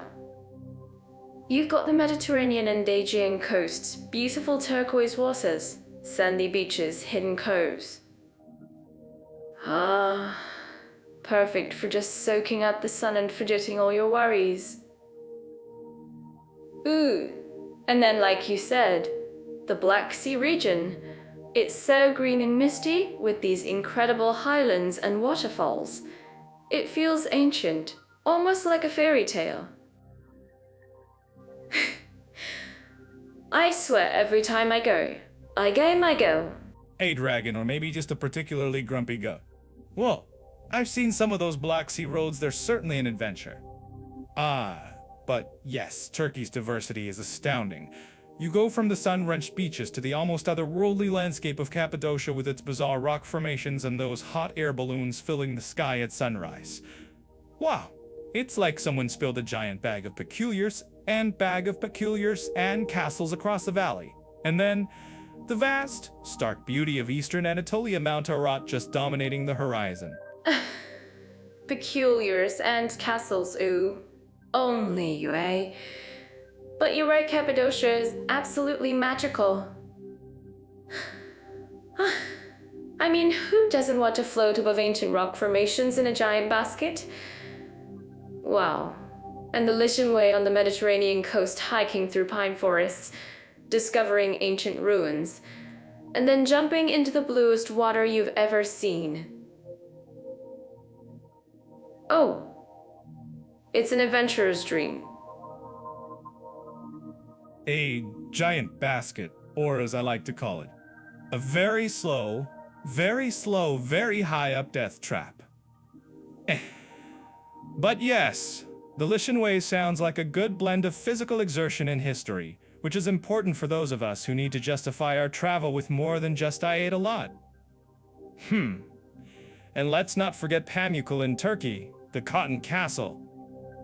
Those white travertine terraces with thermal waters. Wow, it's like a natural infinity pool, but millennia old. Oh, Pamukkale, oh. It's like walking on clouds. Wow, and it's not just beautiful, the thermal waters are said to have healing properties. So it's a spa day for your soul and your feet. New Zealand definitely has its stunning volcanic landscapes like Tongariro National Park, which also has a very spiritual feel. At the sheer scale of the historical interaction with nature in Turkey, from ancient cities carved into rock to Roman baths, is truly special. Ooh. Spa day for your soul and your feet. That's a good one, Mira. I might just steal that for my next stand-up bit. But seriously, the contrast is stark. New Zealand feels like a younger, more untamed beauty, a wild child. While Turkey, with its layers of history literally embedded in the landscape, feels like a wise, old storyteller. Oh! Both incredibly captivating, but in very different ways. I think if you're watching on YouTube, you should definitely drop a comment and tell us, are you more drawn to the raw, rugged purity? As it really depends on what kind of natural beauty you're craving, right? If you want that pristine, untouched, epic fantasy landscape, New Zealand delivers in spades. New Zealand delivers in spades. Wow.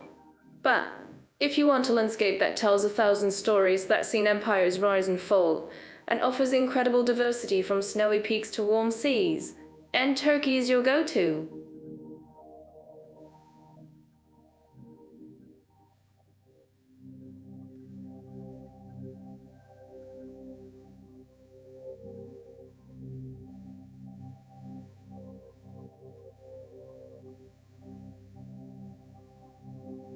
Hayır,对，学贵的是你也是没比说为的，是你没的比啥把是你也是什么位，还没比什么什么。Nice plug, Mira. And yes, whether you're climbing a glaciated peak in New Zealand or traversing a canyon in Turkey, your feet will thank you for those sensible shoes. It's funny how both countries offer these grand, sweeping vistas, but one feels ancient and the other feels, well, like it just popped out of a mythical saga. You know, sometimes I think the only way to truly decide is to visit both twice. Or maybe 3 times, just to be sure. And if you like this comparison... Oh, yeah. Speaking of getting our hearts racing, when I think sports, activity, and adventure options, my mind immediately zips to New Zealand's absolutely wild landscapes. Wow. It's like the whole country is one giant playground for thrill seekers. I imagine myself trying to gracefully paraglide over Quizznouts. I may to end up doing some sort of involuntary interpretive dance in the air. Oops. So I think that we impromptu air ballet. I'd be there, camera ready, documenting your unintentional artistic expression. New Zealand, though. It's not just a country, it's practically a dare disguised as a destination. Aha. Bungee jumping, jet boating, which they apparently invented sounds like they woke up one day and thought. How else can we make people scream in delight? What's at a giant hill and thinks? Let's roll that in transparent ball. Well, some people are just built for that kind of glorious chaos, aren't they? Oh, I'm certain that our listeners in New Zealand are nodding along, maybe even planning their next canyon swing. What about you, Leo? You've seen some sights. Wouldn't you be tempted to, say, try out the hiking trails there, like the famous Great Walks? Imagine the stories. Or would you rather just observe the sheep observing the hikers? Hiking, you say? I'd probably do it just to spot a misplaced coffee cup on a peak somewhere. But yes, the landscapes are certainly something else. You mentioned the sheep. New Zealand has more of them than people, which to me indicates they're the true masters of adventure, silently judging every human daredevil.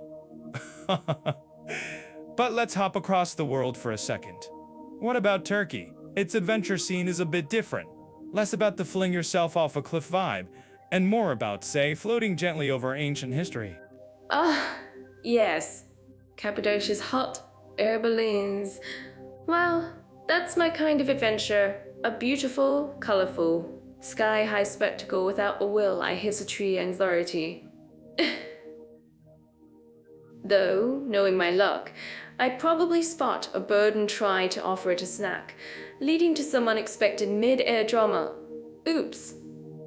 But seriously, Turkey has some breathtaking options, like paragliding over Ludenius or hiking the Lycian Way. It feels like an adventure woven into history. Will I hit a tree? Is a valid concern for any activity involving gravity, Mira. But you're right, Turkey offers that perfect blend of history and adrenaline. I mean, where else can you wander through ancient ruins in the morning and draft down a wild river in the afternoon? It's like history challenging you to a fight. And let's not forget the national obsession with football. A different kind of adventure, filled with passion and sometimes, sadly, flying flares. Whoa! I'm actually curious about what our listeners think about this. That's a great point, Leo. Both countries truly offer something unique.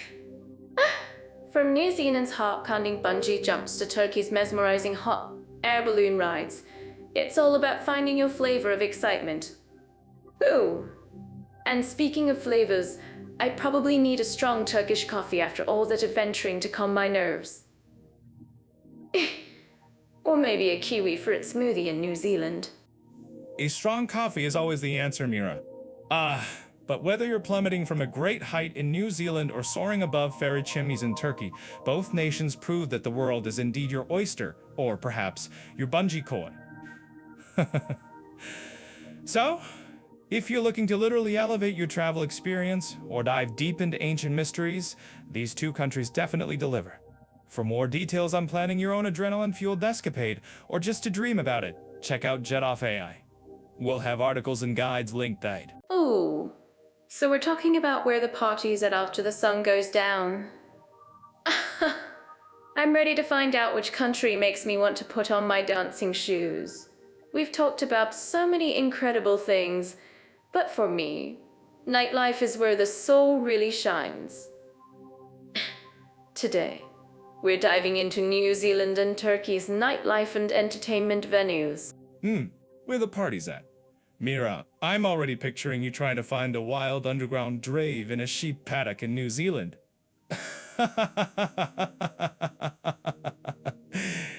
But seriously, after all that talk about landscapes and ancient ruins, a man needs a good coffee and perhaps a quiet corner. New Zealand's nightlife might be a bit more about the chill than the thrill, wouldn't you say? Leo, you're so predictable. Not every night needs to be a silent meditation with coffee. Oh, New Zealand, while definitely known for its stunning nature, still offers some gems when it comes to entertainment, especially in cities like Auckland and Wellington. You'll find cozy pubs with craft beers. I'm certain our listeners who've explored the local breweries would agree with me. And live music, of course. It's less about the massive clubs and more about intimate spots, where you can actually hear yourself think, or chat without shouting. Oh, so a place where I don't have to scream my order over thumping bass. Wow, sounds like a dream for an old soul like me. I imagine the wildest thing happening in some New Zealand pubs is someone ordering a second pint of craft ale before midnight.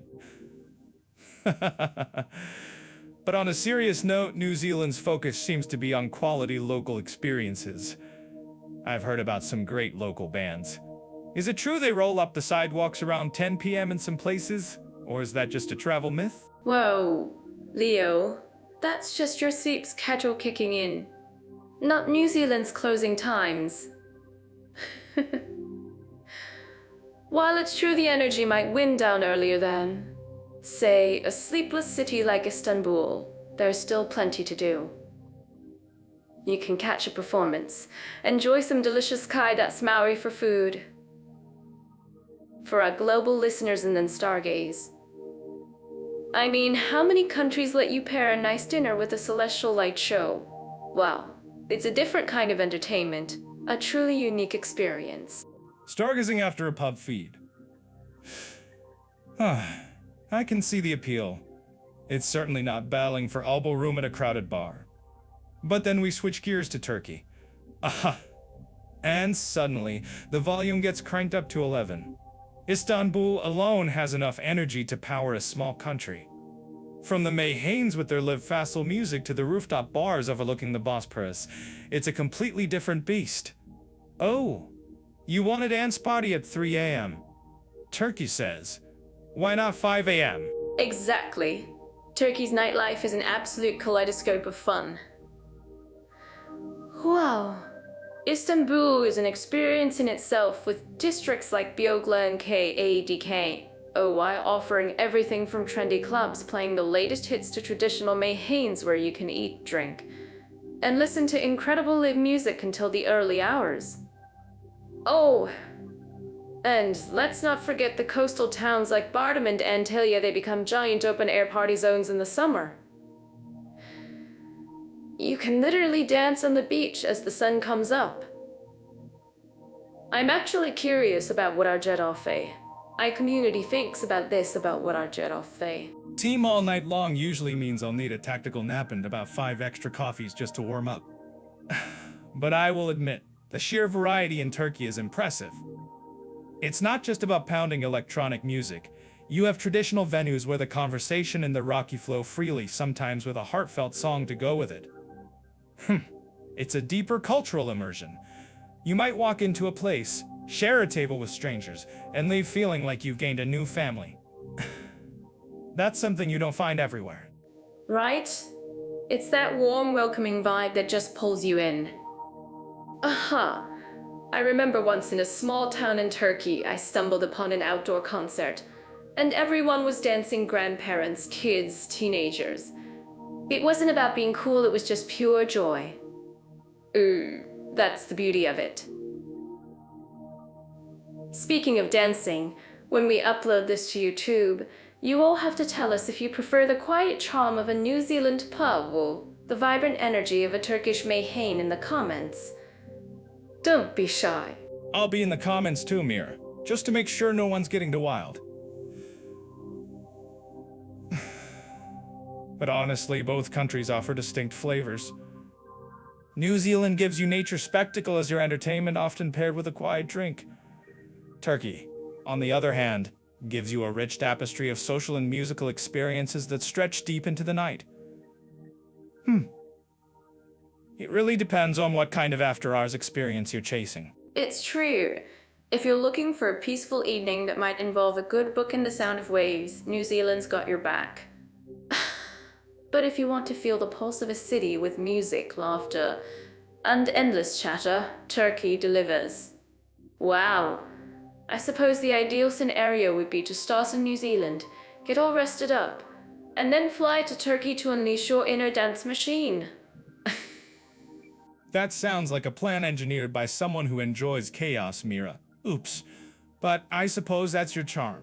So whether you're catching a local band in Wellington or dancing on a rooftop in Istanbul, remember to be safe, drink responsibly, and always keep an eye out for interesting characters.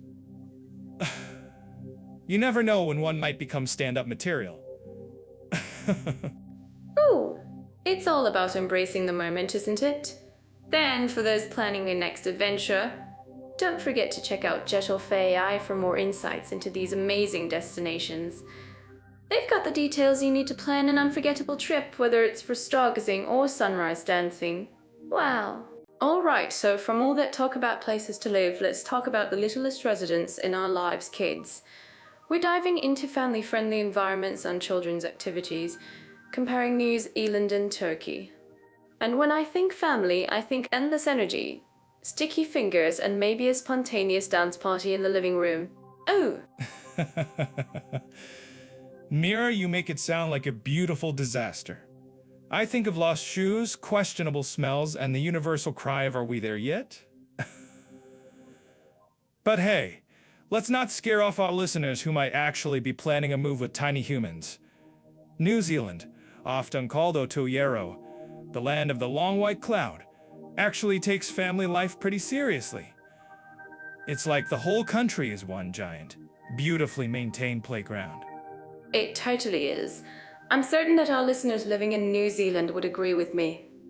Imagine a place where kids can pretty much run wild in national parks, explore beaches, and just be, well, kids, without constantly hearing "don't touch that" from stressed out parents. The emphasis on outdoor play is huge. You see families hiking, cycling, building sandcastles. It's like nature itself is the babysitter, which sounds incredible to me. I can just picture it, a child covered head to toe in mud, wearing a sheep as a hat. Oops. Hey, kidding mostly. But you're right, the sheer natural beauty in New Zealand offers incredible, often free, activities. From glow and caves that feel like a scene from a fantasy novel, wow, to just exploring local playgrounds. There's a strong focus on community spaces. Plus, it's considered very safe, which is a big deal for parents, of course. My only concern would be keeping track of them in all that pristine wilderness. Speaking of keeping track, let's swing over to Turkey, where kids are truly at the heart of everything. If you think New Zealand loves its outdoors, Turkey loves its children with a passion that practically radiates. I've seen kids get so much attention in a Turkish market. It's like every vendor is an honorary aunt or uncle, offering a piece of fruit or a playful pat on the head. My little cousin on a trip there managed to collect so many free treats. He thought he'd won the lottery. I can believe that. In Turkey, stranger danger seems to be replaced with stranger wants to feed your child. But in all seriousness, that cultural embrace is genuine. You often see multi-generational families out together, especially in the evenings enjoying parks or seaside promenades. While New Zealand offers wild expanses, Turkey counters with vibrant, bustling environments that nurture children socially. It's less about letting them run wild in a forest and more about integrating them into the lively rhythm of daily life. And the number of parks with elaborate playgrounds, whoa. And even indoor soft play areas in major cities is incredible. Istanbul alone has places like Kids on EA and Legoland Discovery Center, which are basically kid heavens. It's like they've thought of every possible way to keep a child entertained, even if it means parents occasionally losing their minds in the process. And don't forget the beach resorts along the Mediterranean and Aegean coasts, offering kids clubs and activities that let parents actually relax. True. The resort scene in Turkey is almost legendary for its all-inclusive, kid-centric amenities. In New Zealand, while the scenery is stunning, you might be packing more picnics and planning your own excursions. Turkey provides that more structured, often supervised entertainment. But I'm curious, for our listeners who might be weighing this, what about the day-to-day for a family? Does Turkey's famous hospitality extend to, say, navigating public transport with a stroller, or are you just expected to have a dozen helping hands? Oh, that's a great point. In major Turkish cities, modern public transport is becoming more stroller-friendly. But yes, a few extra hands are always appreciated or offered. Aha! It's less about every man for himself and more everyone helps everyone, which is just beautiful to see.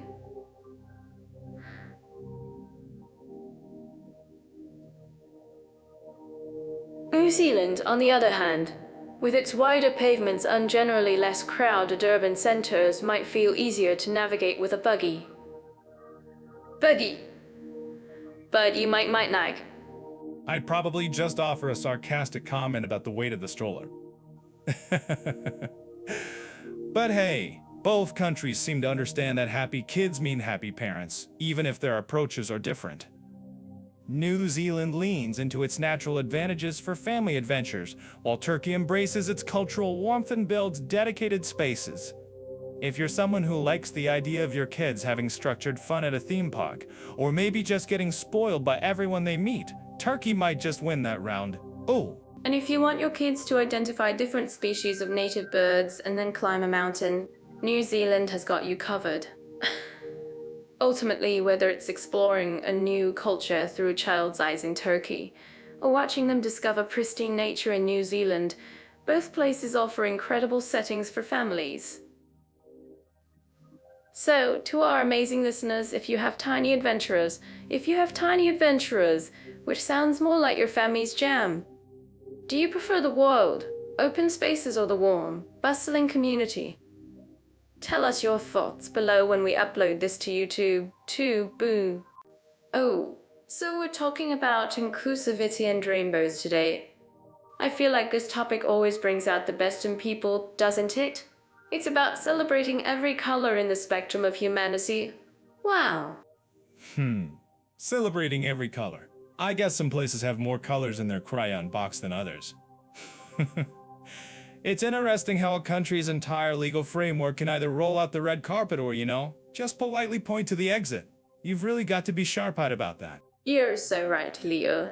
And speaking of rolling out the red carpet, New Zealand seems to have practically paved theirs with rainbow glitter.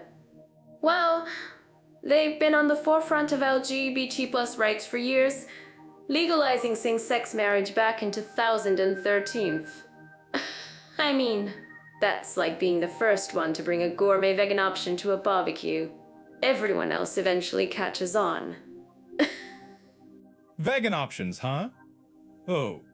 I'm certain our listeners living there would agree with me that New Zealand probably has fewer awkward family dinners where someone's trying to explain why their partner is not. In fact, just a very close friend. Pride events must be something I'll say truly enthusiastic celebration, not a quiet protest. Absolutely. Their commitment to anti-tyrannic Shana laws is impressive, making it a place where you can genuinely feel safe and respected. Ooh, they have a deep-seated culture of acceptance, or what they call manakitanga, which means hospitality and generosity. It's lovely, like a big, warm hug for everyone. Manakitarma, I like that. Meanwhile, in some other places, you might get a warm hug, but only if you promise not to mention certain things in public. Now, shifting gears to Turkey, the situation is a bit more of a winding road, isn't it? It certainly is, Leo. While there are active LGBT plus communities and vibrant scenes in major cities like Istanbul, Ankara, and Izmir, the legal protections aren't as robust as in New Zealand. Ouch! It's like finding a dazzling underground club, but knowing you might need a secret handshake to get in. A secret handshake or a very good sense of self-preservation, I imagine. It's that classic dichotomy, isn't it? Cosmopolitan cities that feel like they're in one century, while some of the official attitudes in rural areas are, shall we say, taking a more traditional route. I once saw a street sign that contradicted itself twice. It's a bit like that. That's a clever observation, Leo. And it really highlights the complexity. While there's no legal recognition for same-sex marriage, and Pride events have unfortunately faced restrictions in recent years, the resilience of the community is incredibly inspiring. Wow. People are finding ways to create their own supportive networks, online and offline. It's all about finding your tribe, isn't it? Finding your tribe, even if your tribe has to gather in a slightly more discreet manner. It's a reminder that acceptance isn't always about what's written on paper, but how people live their lives day to day. Though I have to say, clear laws certainly help avoid uncomfortable conversations with confused bureaucrats. I'm actually curious about what our listeners who've experienced both New Zealand and Turkey think about this. If you think I'm wrong, please let us know in the comments below. Yes, please do. Your experiences add so much to our understanding. And for those seeking more nuanced details about traveling or living in either country, especially with specific criteria in mind, remember to check out Jeff AI. It's like having a wise, well-traveled friend who's done all the research for you. Jeff AI, my personal digital guide to avoiding tourist traps and finding the truly absurd, authentic experiences. So if you're navigating the complexities of social acceptance, just remember, some places are open books, others are mysteries wrapped in an enigma and a lot of paperwork. So, whether you're celebrating openly in New Zealand's beautiful landscapes or finding community in Turkey's vibrant cities, remember that every journey is unique. And everyone deserves to feel safe and seen. Oh, our current topic is all about hospitality and how different countries embrace foreigners. Today, we're diving into New Zealand and Turkey. Wow. I just love picturing the warm welcomes. I'm certain that our listeners living in New Zealand would agree with me. But Kiwis are just so naturally friendly. It's like sunshine in human form. Sunshine in human form. You make it sound like they're all just strolling around with a permanent golden glow. From my observational vantage point, New Zealanders are polite. Very polite. So polite. They almost apologize if you accidentally step on their foot. I once thought I'd accidentally insulted a sheep, and a local came over to mediate. Oops. Leo, you and your sheep stories. I love it. But seriously, that's exactly what I mean. That kind of gentle, genuine spirit. I remember being in a tiny town in New Zealand once, completely lost, and a family invited me to their Sunday BBQ without even knowing my name. I felt like I'd found my long-lost cousins. Ooh, it was pure Manakitanga. See? That's the difference right there. In Turkey, you don't even need to be lost. Just stand still for more than 3 minutes and someone will offer you tea, food, and maybe even a solution to your life's existential crises. Aha! It's less a BBQ invitation and more an immediate adoption into a loud, loving family. I once tried to pay for a glass of tea at a small shop, and the owner acted like I'd just insulted his entire lineage. Me suffer pervera like he declared, and then lectured me for 10 minutes on the sacred duties of a host. Wow, I know, right? It's intense, but in the best possible way. It's like they're saying, welcome to our home, now let's fatten you up and solve all your problems. I swear, I went into a baklava shop once, and the owner practically force-fed me samples until I couldn't move.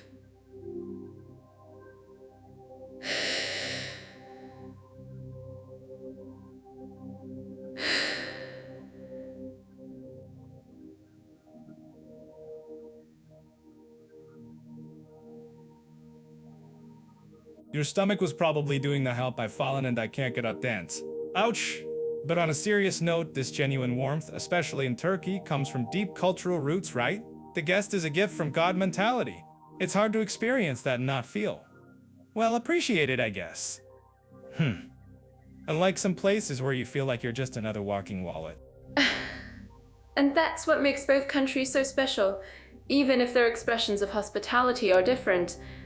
In New Zealand, it's often more understated, a quiet kindness. In Turkey, it's a full-on embrace, sometimes with a side of delicious, unsolicited advice. I actually think both approaches are wonderful. What about expats, Leo? Do you think it's easier to integrate into one over the other? Good question. In New Zealand, you'll definitely feel welcome, and people are lovely. But making those deep, call you at AM with a crisis kind of friendships might take a little more time. They're warm, but they can be a bit reserved until they know you. It's like a really comfy, well-worn sweater you need to earn your way into it. For our listeners thinking about moving there, patience is key. And if you like what you hear about these places, don't forget to like this video on YouTube. Oh, patience is a virtue, especially when you're trying to figure out which sheep is which. But in Turkey, you might just find yourself at a wedding or a family dinner within a week of arriving. It's fast-tracked integration. Well, people are curious. They ask questions, sometimes very personal questions, but it's usually from a place of genuine care. I was once asked if I was married by a taxi driver. When I said no, he immediately offered to set me up with his nephew. Yes, the speed of integration is quite different. In Turkey, your personal life becomes community property very quickly.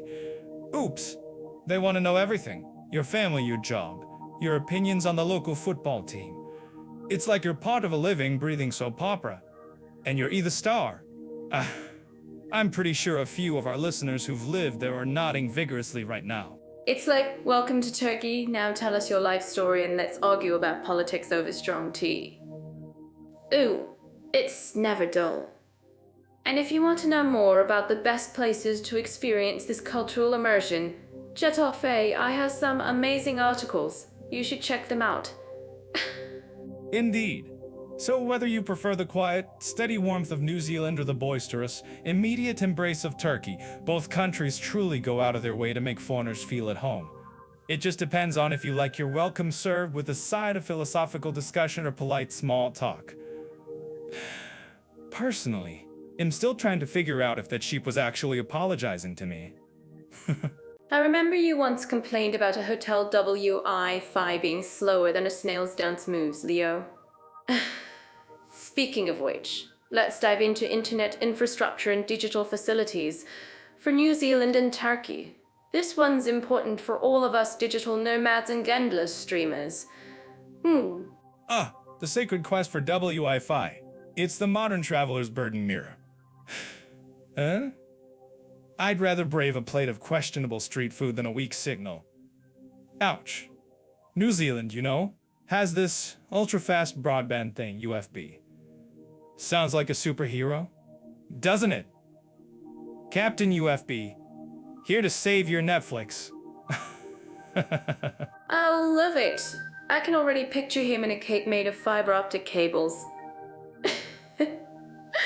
It sounds like New Zealand is really pushing for that high-speed internet, especially in the bigger cities like Auckland and Wellington. But I'm curious if our listeners, especially those living off the main grid, find it as super fast. Are we talking warp speed or just a brisk walk? Leo? From what I've observed, In the urban centers, you're pretty much flying. You can stream your entire Bollywood dance-off without a single pixel skipping. Wow, and this is where my observational skills kick in. Once you venture into those breathtaking, sheep-filled landscapes, it's a different story. Whoa. It's like the internet decides to take a scenic detour too, and suddenly you're back in dial-up land. Ouch. Starlink's trying to bridge that gap, but sometimes you just find yourself staring at a loading screen. So, a digital detox by default in the countryside. I can get behind that. Sometimes I think my phone is purposely slowing down when it senses I'm near a beautiful waterfall, just so I'll actually look at it. But what about Turkey, our bustling bridge between continents? I imagine it's a bit more chaotic, but perhaps with its own charm. Chaotic, but in a very Turkish, everything's happening at once kind of way. Wow! In cities like Istanbul, Ankara, or Izmir, you've got fiber optic rolling out, fast-paced as a Grand Bazaar salesman. Oh, you can download a movie quicker than I can finish my morning coffee. But outside those big hubs, it's like a lottery. Oops. You might get a super fast connection, or you might find yourself waiting for a wet bitch like it's a late bus. A lottery of connectivity? I love that. Maybe we should start a best Wi-Fi in a small town cafe. Oh, but seriously, Turkey has really upped its game with digital services. The e-Devlet system, for example, is incredibly comprehensive. It's like having all your government paperwork in one super app. Absolutely, Mira. It's truly a state-of-the-art digital bureaucracy, if such a thing can even be called a compliment. No endless queues, just a few clicks. It's a huge step towards efficiency. Meanwhile, in New Zealand, the government digital services are solid, but maybe a bit more spread out. You don't have that single e-Devlet umbrella. But they are big on innovation, especially in the startup scene. Think clever apps for sustainable living, or tech solutions for farming. Oh, Kiwi ingenuity. I can imagine an app that tells you which sheep is best for a selfie. But, talking about digital nomads, both countries seem to be attracting them. For New Zealand, it's the stunning scenery and outdoor lifestyle. Well, I mean, who wouldn't want to code with a view of snow-clad mountains? As long as that mountain isn't blocking your signal, Mira. Ouch.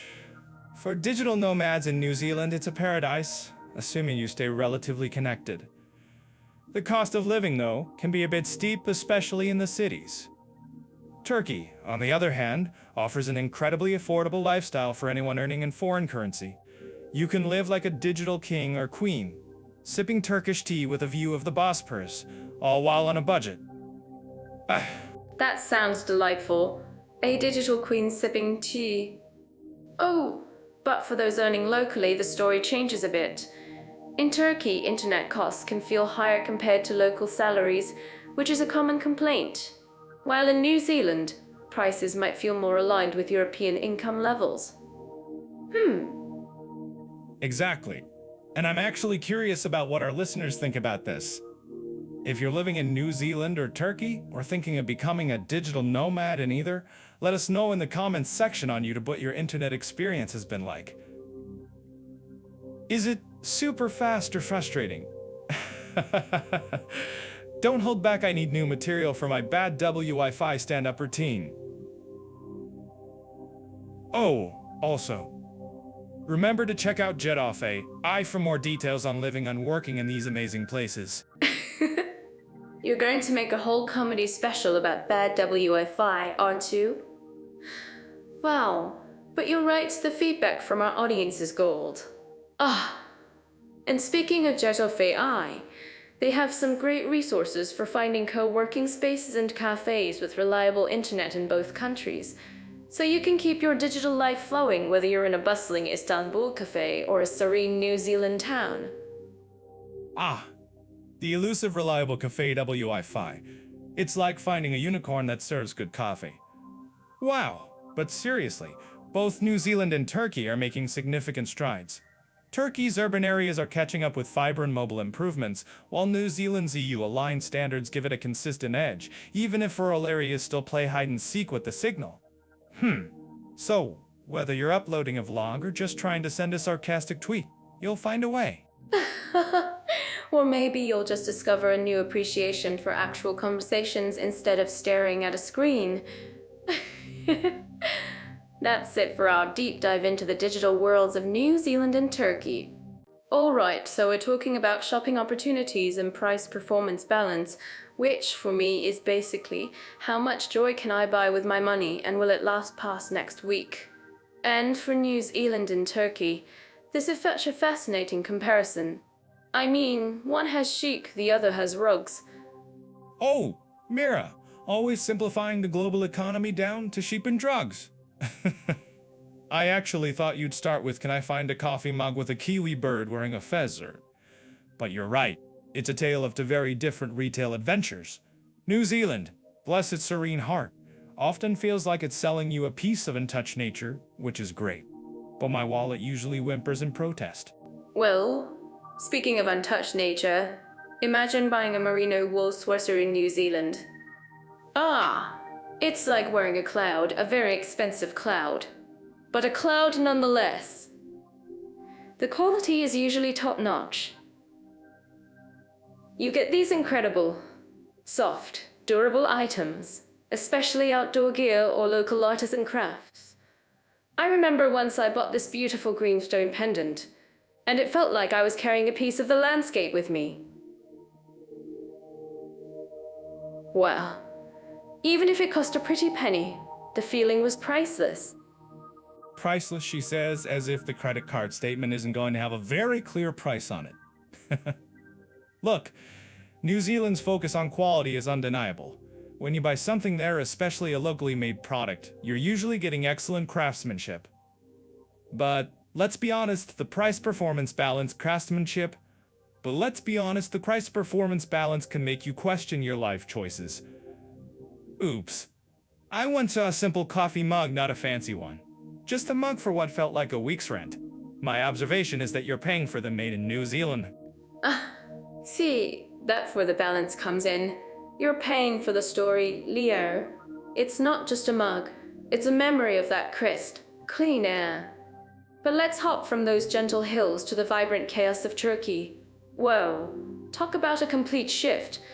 From serene boutiques to bustling bazaars where every vendor is a performance artist. Oh, the bazaars of Turkey. Oh, you walk in and it's less about shopping and more about entering a multi-sensory battlefield. Spices assaulting your nose, colors blinding your eyes, and a chorus of "Hello, my friend, special price for you," ringing in your ears. Ringing in your ears. New Zealand is like a quiet library compared to Turkey's Grand Bazaar, which is a full-blown rock concert. The price-performance balance here is completely different. You can haggle your way to some incredible bargains, as intricate Turk styles, leather, or those intricate textiles leather. Exactly. I once spent an entire afternoon in the Spice Bazaar. Not just buying spices, but having a full-on cultural exchange, complete with free samples and a lesson on different types of Turkish delight. It's an experience, a real adventure. And the clothing. You can find really stylish pieces, especially if you're into local designs, at prices that make you do a happy dance. Ooh, I'm certain that our listeners living in Turkey would agree with me the value for quality in textiles can be incredible. You dancing in a bazaar is quite the mental image, Mira. I can already see the YouTube thumbnail. But seriously, while New Zealand offers a refined, high-quality shopping experience at a premium, Turkey gives you that raw, immersive, and often very affordable adventure. For those who love the hunt, the bargaining, and the sheer volume of choice, Turkey is a paradise. You can get incredible value on items like gold, ceramics, and even custom-made leather goods if you know what to look, and more importantly, how to haggle. If you know what to look and. Oh, yes. Let us know. And remember, when you're planning your next shopping spree, whether it's for a cozy merino blanket from New Zealand or a dazzling mosaic lamp from Turkey, You can always check out flights and travel tips on Jet Off AI. They help you find your way to these retail wonders. Yeah, because sometimes you need a good flight deal to recover from the prices in one country, or to afford all the extra luggage for the other. My personal observation is that in Turkey, you might buy 10 things for the price of one high-quality item in New Zealand. Both have their charm, depending on whether you're looking for enduring quality or vibrant, affordable finds. For those who want unique artisanal goods, New Zealand holds its own. But for sheer volume and the thrill of a good deal, Turkey is hard to beat. It's true. In New Zealand, you might walk out with one perfect, sustainable item. In Turkey, you might walk out with 3 bags and a new best friend who sold you a carpet. I knew best friend who sold you a carpet. That's a perfect summary, Mira. You're after that serene, high-end piece or a bustling, colorful bargain. Both countries offer a unique blend. It just depends on what kind of retail therapy your soul and your wallet is craving.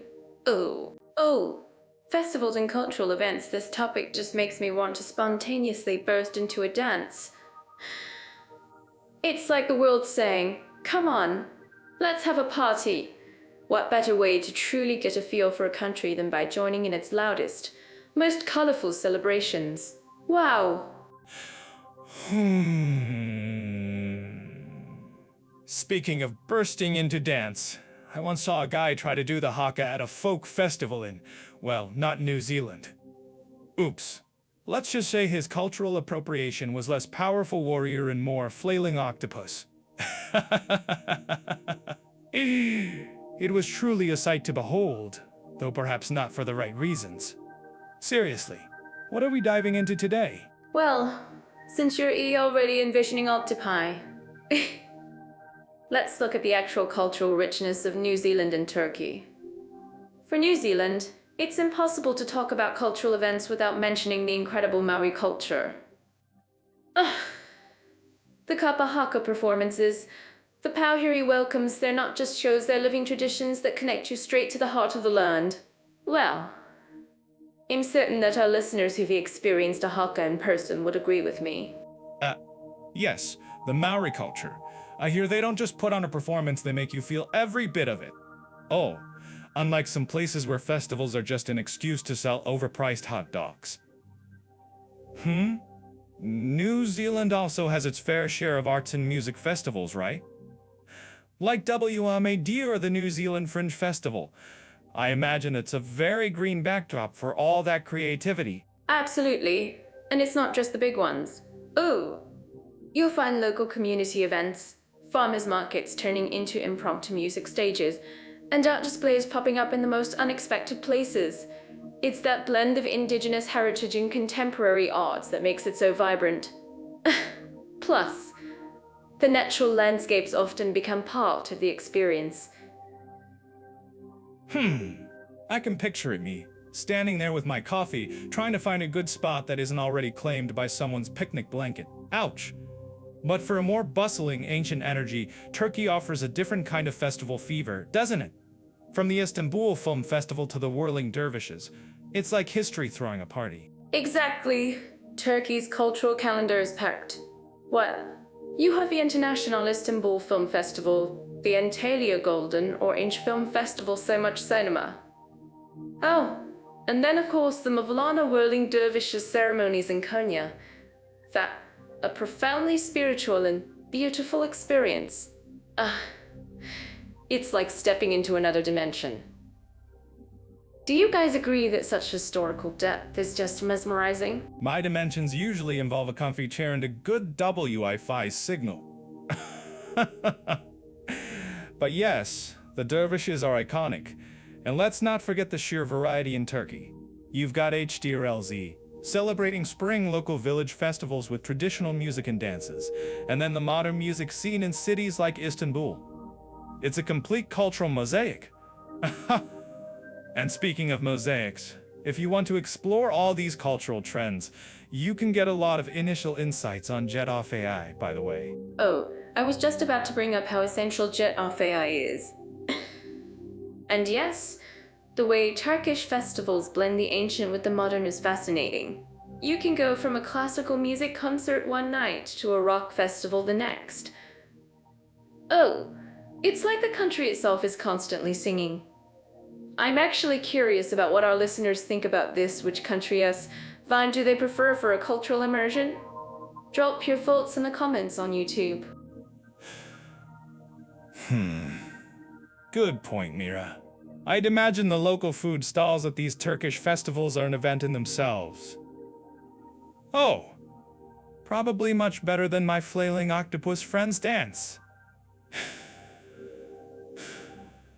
New Zealand's cultural events, while equally rich, might feel a bit more, shall we say, outdoorsy and connected to nature. Turkeys feel more rooted in centuries of history and urban life. That's a great observation, Leo. New Zealand's cultural scene often feels integrated with its stunning landscapes. Think outdoor concerts against a fjord backdrop. Turkey, on the other hand, embraces its rich urban history, with festivals often transforming ancient sites or city squares. Both are deeply immersive, just in different ways. So, whether you're chasing the spiritual trance of the dervishes or the electrifying haka, both countries offer a feast for the senses. Wow. Just remember to research the events well in advance. And for all you content creators out there, don't forget to like and subscribe to our YouTube channel if you enjoy this comparison. We really appreciate the support. Ooh, since we're still pondering what makes a place tick, let's zoom in on a topic that's both a challenge and an adventure. Opportunities and ease of learning the local language. We've got New Zealand, where English is the main squeeze, and then there's Turkey, with its totally unique Turkish. Language learning. You know, Mira, I once tried to order a coffee in a remote Turkish village using only hand gestures in the dictionary. Oops, ended up with a bowl of yogurt and a bewildered-looking go. That's the beauty of it, right? In New Zealand, the main language is English. So, for anyone whose native tongue is English, the ease part of learning the local language is essentially zero effort required. They've already nailed it. Oh, Leo, your goat yogurt story is classic. I'm pretty sure that's how some of my dance moves start out too. Whoa. But seriously, while English is a big deal in New Zealand, let's not forget Tirio Maori. Wow. It's their indigenous language, and there's a beautiful push to revitalize it. So, for those who want a real linguistic adventure, learning Maori is a fantastic opportunity. It's not just a language, it's a doorway to a rich culture. I'm certain that our listeners living in New Zealand would agree with me about the growing visibility of Tirio. Absolutely. Tirio Maori is fascinating. I saw a documentary once about a guy who learned it and could articulate feelings I didn't even know existed. For someone like me, who normally just says, my coffee's cold, that's some serious linguistic muscle. But let's be real, for the average person landing in Auckland, getting around is mostly English. Learning Maori would be a dedicated pursuit, not a survival-level necessity, unlike, say, in Turkey. You're right, Leo. In Turkey, it's a whole different ballgame. English will get you by in the super touristy spots in Istanbul or Antalya, but step outside that bubble, and suddenly you're gesturing wildly, trying to explain you want less spice, not more, in your kebab. So, the opportunity to because for true immersion, it's practically essential. Plus, I bet you'd have way more success ordering your coffee. Yes. My digestive system still has trust issues from that yogurt incident. Ouch. But for Turkish, there are a lot of fantastic language schools, like the TOMER centers affiliated with universities. They offer structured courses, which is great for people who prefer a classroom setting. And the immersion factor is through the roof. If you want to connect with the locals, haggle in the bazaar without getting ripped off, or just understand why everyone's suddenly shouting during a soccer match, Turkish is your golden ticket. Knowing Turkish would definitely help you avoid mistaking a passionate debate for an emergency. But learning Turkish can be quite the challenge too. It's an Aglatay native language, which means you add suffixes to words like building blocks. And then there's vowel harmony. Whoa. My brain sometimes feels like a tangled up yarn ball just thinking about it. But the upside is that people are usually so appreciative if you try. Even if you just manage a maraba or tskku or etr Yes, the Agglutine native thing. It's like a word is a small train, and each suffix is another carriage you're adding. In English, we just throw words at each other. In Turkish, you're constructing a tiny linguistic locomotive. For someone accustomed to simple verb conjugations, it's a bit of a mind-bender. But that genuine appreciation you mentioned is a powerful motivator. If you want to see what that's like, just try saying please in Turkish to a shopkeeper. You might get a free apple out of it. Oh, a free apple. That's my kind of language learning incentives. Learning Tiwi and Mari full. It's speaking of incentives. Learning Tiwi and Maori. For all, it's definitely a bigger climb for most. It's a Polynesian language, completely different from English with unique sounds and grammatical structures. You really have to seek out the opportunities like community classes or university programs.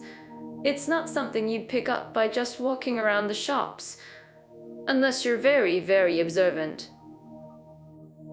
Yeah, that makes sense. It's about necessity versus cultural enrichment. If you're going to New Zealand and you don't speak English, you'll find plenty of resources to learn English, obviously.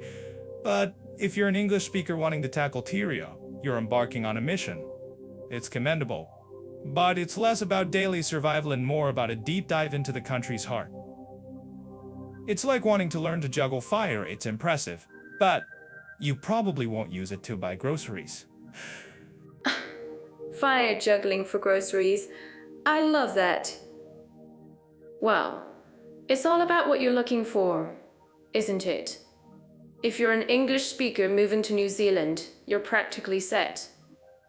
If you are non-English is your primary goal, and there are tons of resources, but the real gem for linguistic adventure there is Tirio. For Turkey, learning Turkish is the key to unlocking everything from casual chats. You can't navigate Jetafea without knowing what you're looking for, and you can't truly navigate Turkey without at least some Turkish. True. And let's not forget the online resources these days. You can start learning the basics of Turkish or Tirio Maori from your couch, even before you book your flight on Jet Off AI. Aha! But nothing beats the pressure of real-world conversations. I'm telling you, the fear of ordering goat again was my biggest Turkish tutor.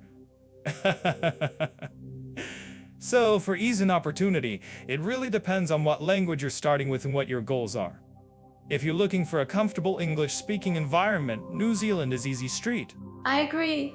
And to all our amazing listeners, if you've tried learning Turkish or Tirio Maori, or even English in New Zealand, what was your experience? We'd love to hear about it in the comments section on YouTube. Don't be shy, share your linguistic triumphs and those hilarious miscommunications. Oh. Yes, tell us your goat yogurt stories. Seriously, both countries offer distinct paths to language learning. New Zealand for its primary English and the growing beauty of Tirio. Turkey for the essential, immersive, and sometimes delightfully chaotic journey into Turkish. It's a spectrum from comfortably familiar to wonderfully challenging. When we talk about safety and comfort for women travelers, I immediately think of how different experiences can be, even within the same country. It's like comparing a cozy, well-lit corner of a library to, say, a really dark, creaky attic. And when we look at New Zealand and Turkey, the vibes are definitely distinct, wouldn't you say? Distinct is one way to put it. Oh, I'd say one is like a perfectly brewed, mellow flat white, and the other's a strong, rich Turkish coffee, sometimes with a little unexpected grit at the bottom. New Zealand for many is almost synonymous with safety. It's often praised for its low crime rates, especially against women. You hear stories of hitchhiking being a common thing there, though I wouldn't recommend it for solo female travelers without serious precautions. Ah, right? New Zealand often feels like a giant, friendly village. Wow. I've heard women talk about feeling incredibly secure, even hiking alone in national parks.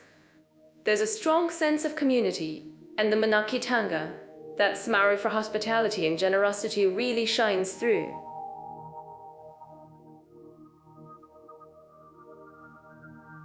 If you ever got lost, I'm certain a kind local would not only point you in the right direction, but probably offer you a cup of tea too.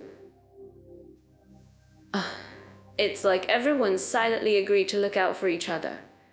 I'm actually curious about what others too. Manaki Tanga sounds like a fancy word for don't be a jerk, which frankly, more places could use. But you're right, it's impressive. You probably wander off, get distracted by a sheep, and end up having a philosophical discussion with it, completely safe. Now, Turkey's a different beast altogether. It's vibrant, chaotic, full of life, but for women travelers, particularly solo ones, it comes with a different set of unwritten rules.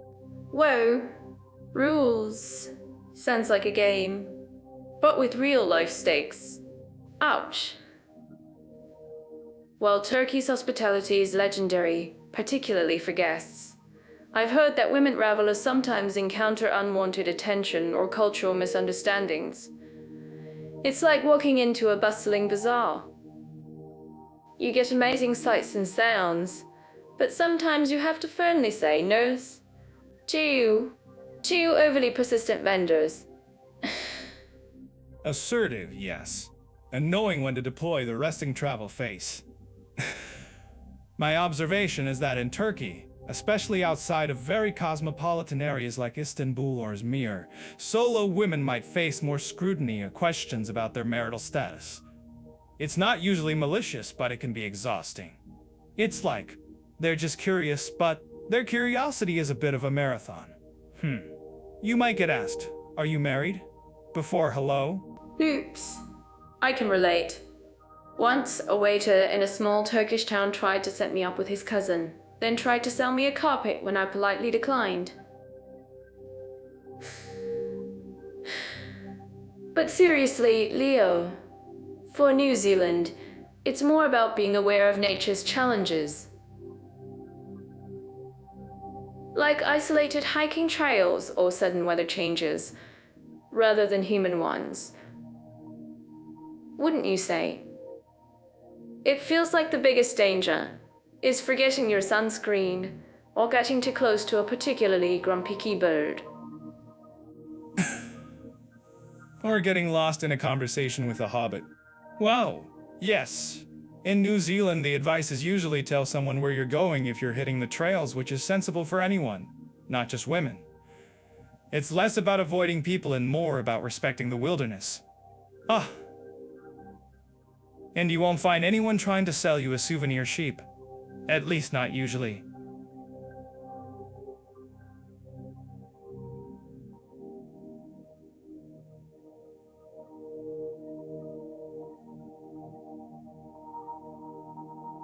That's a great point about jet off For Turkey, I think awareness of local customs around dress and interaction, especially in more conservative regions, is key. It's not about changing who you are, but adapting to feel more comfortable. I've always found that a simple headscarf, when visiting mosques or certain villages, can make a huge difference in how you're perceived and can prevent unwanted attention. It's a sign of respect, and it opens doors. Also, for our YouTube viewers, if you've got tips on this, drop them in the comments. Exactly. It's about blending, not disappearing. And knowing that a polite hey I are, TSCK you are etter in no, thank you goes a long way. But also knowing when to just walk away. It's a dance, but sometimes you don't want a partner. It's a dance, but sometimes you don't want a partner. And when we upload this to YouTube, make sure to like and subscribe if you find these insights helpful. You wouldn't want to miss our next deep dive, would you? Oh, never. But I think the main takeaway for women travelers is that both New Zealand and Turkey offer incredible experiences, but they require different approaches to personal safety. New Zealand offers that sweet, carefree vibe where you might just need to worry about the elements. Turkey, on the other hand, gives you that rich cultural immersion, but it asks for a bit more street smarts and cultural sensitivity. It's not better or worse, just different flavors of adventure. Different flavors indeed. And like any good coffee, knowing what to expect makes the experience all the better. So if you're a woman planning your next trip, what are your options? Do you want the gentle rolling hills of New Zealand where you might debate directions with a sheep? Or the bustling, historic streets of Turkey where you might debate a carpet price or a marriage proposal? Either way, stay smart, stay aware, And keep that adventurous spirit alive. So we're diving into the heavy stuff today, Leo.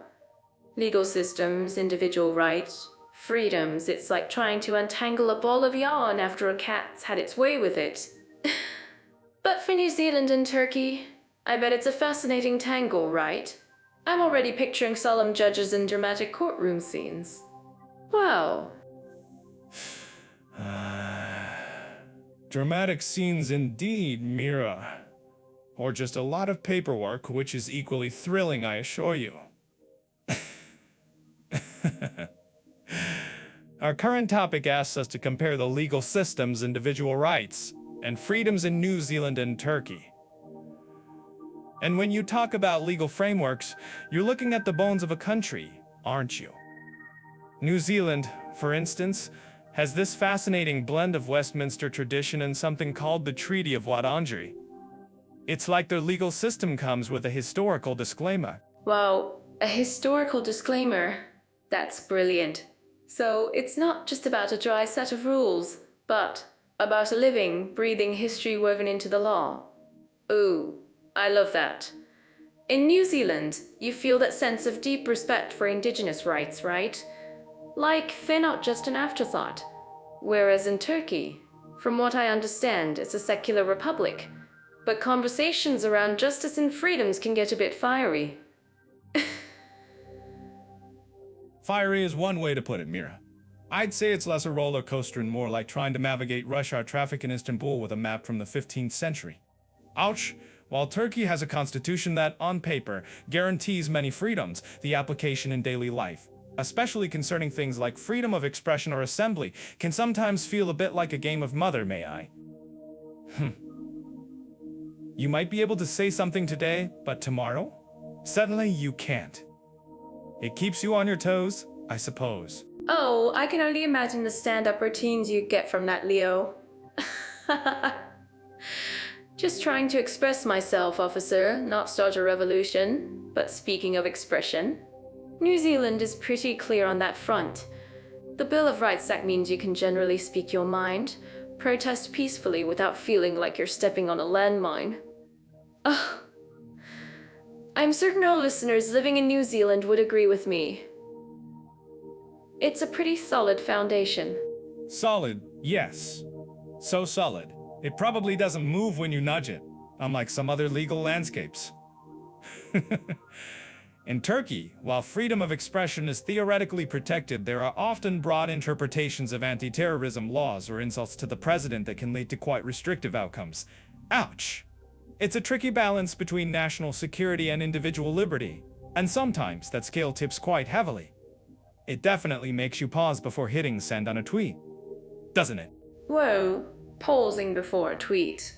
That's a whole different level of self-censorship. I could never. My fingers would probably tweet something silly like, "This legal system is making my brain do acrobatics." Oops. But seriously, Leo, for Minorities, does New Zealand's commitment to the Treaty of Waitangi translate into real, tangible protections for Maori people? Because that's a big deal. Absolutely, Mira. The Treaty of Waitangi is not just a historical document, it underpins many laws and government policies. While there are ongoing challenges and debates, there's a strong legal and social framework in place to address Maori rights, land claims to address Maori rights, and cultural preservation. It's a continuous journey of reconciliation and partnership, but the legal commitment is undeniable. No. In Turkey, the situation for ethnic and religious minorities is far more complex. While the situation for ethnic and religious minorities is far more complex. That sounds like a lot of heavy lifting for the legal system. Oh, and when it comes to the actual court processes, is New Zealand's legal system more efficient? Or does it also get bogged down in bureaucracy like everywhere else? I mean, who wants to spend years in court over a misfilled form? We really need people to check out Jeddah Faye for more details on these countries, because there's so much more to unpack. Well, Mira, New Zealand's judiciary is known for its independence and efficiency. While no system is perfect, it generally operates with a higher degree of transparency and speed compared to many other places. You're less likely to feel like you're waiting for the next geological era for your case to be heard. In Turkey, on the other hand, court processes can be notoriously lengthy and bureaucratic. It's not uncommon for cases to drag on for years, sometimes even decades, with multiple appeals. It's a bit like a legal marathon. Ouch. My inner child would throw a full-blown tantrum if I had to wait that long for anything. I'd be like, are we there yet? Are we there yet? Are we there yet? If you're a foreigner trying to navigate the system in Turkey, you definitely need a very patient lawyer. Or maybe one who comes with a lifetime supply of coffee for you. Because that kind of wait would test anyone's optimism. Indeed. And probably a sense of humor, too. Otherwise, he'd simply drown in the paperwork. Navigating the legal system often requires significant assistance due to the language barrier and the sheer complexity of the administrative processes. It's a bit of a maze, but one where the Minader might be a stack of forms. Wow. It's a bit of a maze, but one where the Minader might be a stack of forms. While a local lawyer is always advisable, the system is generally more accessible and comprehensible for international residents. I mean, speaking of travel, after all that running around and exploring, you absolutely need some serious relaxation. So let's talk about spa, healthy living, and relaxation opportunities in New Zealand and Turkey. I'm already feeling calmer just saying it. Calmer, are we? Sounds like someone's been looking at pictures of mud baths again. You know, for me, relaxation usually involves a strong cup of coffee and watching the world unfold from a comfortable distance. But fine, let's dive into the world of hot stones and cucumber slices. Cucumber slices are for amateurs, Leo. We're talking about real relaxation here. New Zealand, for instance, immediately makes me think of those incredible geothermal spas, especially in Rotorua. Whoa. Imagine sinking into a natural mud bath, feeling all the tension just melt away. I bet you'd even try it, wouldn't you? Whoa, me in a mud bath? You'd probably find me trying to figure out if the mud is organic or if it has enough fiber. But seriously, the idea of naturally heated pools sounds pretty good after a long hike. I'm certain that our listeners living in New Zealand would agree with me on the sheer beauty of their natural offerings. Absolutely. It's not just the spas. New Zealand's whole vibe is about healthy living through nature. All those national parks, the great walks. It's like the entire country is a giant wellness retreat. Oh, you could go forest bathing and just breathe in all that pristine air. No, wait. You'd probably be trying to figure out how many unique bird species you could spot for your next stand-up routine. Well, I do need fresh material, Mira. But you're right, the sheer scale of New Zealand's natural beauty does make you want to well breathe. And speaking of unique offerings, they have Rongo e Maori. They're traditional healing practices which involve herbal medicine and spiritual healing. Well, that's a whole different level of holistic wellness, not just a fancy scrub. Right? It's that deep cultural connection that makes it so special. I'd totally go for a Rongo e Maori massage. Ooh, imagine feeling centuries of wisdom in those hands. And for those of you watching on YouTube, imagine the serene landscapes. It's truly breathtaking. Centuries of wisdom and probably a few knots in my shoulders from carrying too much camera gear. Now, shifting gears to Turkey, their offering in the relaxation department is truly iconic. The hammer. It's not just a bath, it's a social ritual, a deep cleanse, and a cultural experience all rolled into one steamy package. Whoa, I've always wanted to try one. The hot marble slabs, the intense scrubbing, the foamy massage, it sounds like a total reset button for your body. I mean, you walk in feeling like a tired old sponge, and you come out feeling like a sparkling new teacup. More like a scrubbed, clean coffee mug for me. But seriously, the historical hammam is in Istanbul or Bursa are incredible. It's not just physical, there's a meditative quality to the heat and the sounds. It's a proper detox, especially after you've overindulged in all that amazing Turkish street food. Oops. See, you always bring it back to food, but you're absolutely right. The hammer is an integral part of Turkish culture. And then there are those thermal springs. Places like Pamukkale with those incredible white travertine terraces and ancient pools. It's like nature built its own luxury spa. Exactly. Pamukkale is visually stunning, and the idea of soaking in mineral-rich water sounds like something even my perpetually cynical muscles could appreciate. Sometimes I think I should try to work a hammer experience into my next stand-up routine. So, I went into this hot room, and a burly guy started scrubbing me like a potato. Please don't tell that joke, Leo. They'll think you're comparing a relaxing cultural experience to vegetable preparation. But speaking of healthy living, Turkey also boasts that incredible Mediterranean diet, especially along the Aegean coast. Fresh olive oil, herbs, vegetables, it's pure goodness for the body. Ooh. True, the food culture certainly contributes to well-being. And both countries are seeing a rise in modern spa and wellness centers, especially in their tourist hubs. So if the traditional hammer isn't your speed, there are plenty of contemporary options too. You can find everything from a quick massage to a full-on holistic retreat. It's all about finding what rejuvenates you. Do you prefer the rugged, nature-infused tranquility of New Zealand or the ancient, steamy rituals of Turkey? For me, I'd say both offer incredible ways to hit the reset button. I'm actually curious about what our listeners think about this. Which one sounds more appealing for a relaxation getaway? Let us know in the comments section on YouTube. Good point, Mira. It really does boil down to personal preference. If you're into the great outdoors and geological wonders, New Zealand's got your back. If you prefer a more communal, historically rich cleansing experience, Turkey's calling your name. And don't forget, if you're looking for more detailed insights and travel planning resources, you can always check out Jeddah AI for specialized prompts and guides. Jeddah AI has got you covered. And even though my personality type is never sit still, even I understand the importance of a good spa day. I could definitely use a week just bouncing between a New Zealand mud bath and a Turkish hammer. I can just picture it. You'd probably turn the hammer into a dance party, Mira. Oops.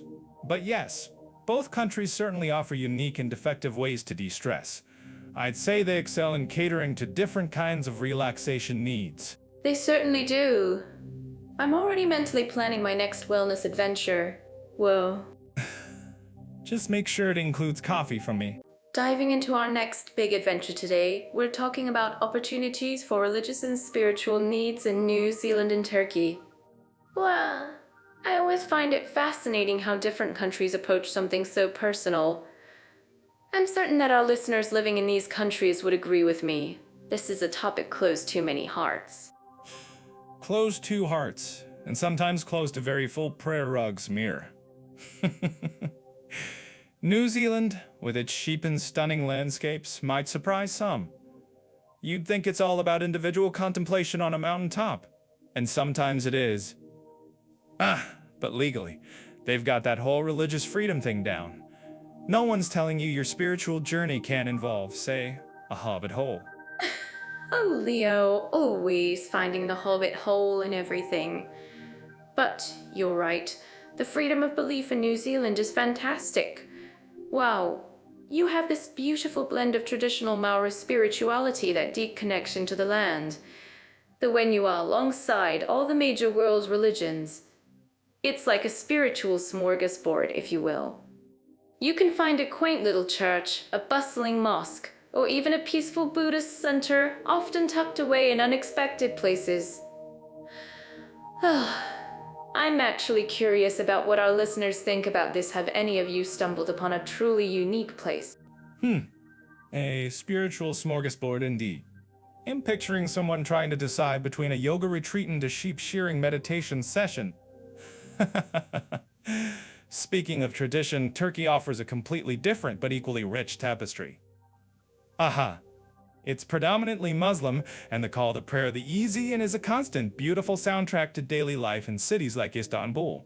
But don't let that fool you. Turkey is also a secular republic, which can sometimes be a bit of a tightrope walk for its various communities. Wow, a tightrope walk. That's a good way to put it. You're absolutely right about the easy and being so iconic. It's deeply spiritual. But Turkey is also home to incredible Christian history, with sites like the Ecumenical Patriarchate in Istanbul and ancient churches that have stood for centuries. Oh, and there are Jewish synagogues too, especially in the bigger cities. It's a place where East truly meets West, not just geographically, but spiritually as well. It's like a historical embrace of different faiths. Yes, an embrace. Sometimes a rather enthusiastic embrace, if you're trying to find a quiet coffee shop in the middle of a religious festival. In New Zealand, because of its relatively smaller population and more dispersed communities, if you're looking for, say, a very specific type of spiritual community, you might have to search a little harder or drive a little further. It's not like every corner has a specialized ashram for every obscure meditative practice. You might end up meditating with a flock of particularly obscure meditating with a flockus. Judgmental alpacas. Ooh, I can just picture it. Oh, but that's the beauty of it too, isn't it? Encourages a more personal, nature-driven spiritual path in New Zealand. People connect with the majestic mountains or the serene coasts. I'm talking about the pure, raw beauty of Otayer feels inherently spiritual to some. It's less about grand institutions and more about personal reflection in a stunning landscape. That's certainly true. Reflection with a view. In Turkey, however, the organized aspect is very visible and part of the social fabric. Mosques are everywhere, acting as community hubs. For minority faiths, especially outside the cosmopolitan centers, they sometimes face a bit more bureaucratic paperwork to establish new places of worship or secure certain rights. It's not always as free-flowing as a river through a Turkish bath. I totally get that. The weight of history and bureaucracy. Ouch. But I think what's lovely in Turkey, even for non-Muslims or people seeking different paths, is that there's a huge curiosity. You'll find Sufi practices like the whirling dervishes in Konya, which offer a deeply mystical experience. And in bigger cities, there's a growing interest in yoga and meditation, often blending with traditional Turkish hospitality. It's a vibrant spiritual landscape, even if some parts are, as you say, a tightrope walk. A tightrope walk that often involves a rather fetching cup of Turkish tea on the side. Don't forget, If you're exploring these cultures, whether for spiritual reasons or just plain curiosity, you'll find heaps of information on Jet Off AI. It's the kind of place that helps you plan your spiritual odyssey, or just figure out where to get a decent kebab. Exactly. So whether you're finding peace among New Zealand's majestic fjords or in the intricate patterns of a Turkish mosque, both countries offer profound opportunities for spiritual growth. Well, it might just depend on whether you prefer your enlightenment served with a side of hang I or loham khan. Ooh! And whether you're communing with nature or navigating historical layers, your journey will certainly be unique. If you're pondering which path to take, remember to hit that like button and subscribe on YouTube for more of our insightful and occasionally absurd comparisons.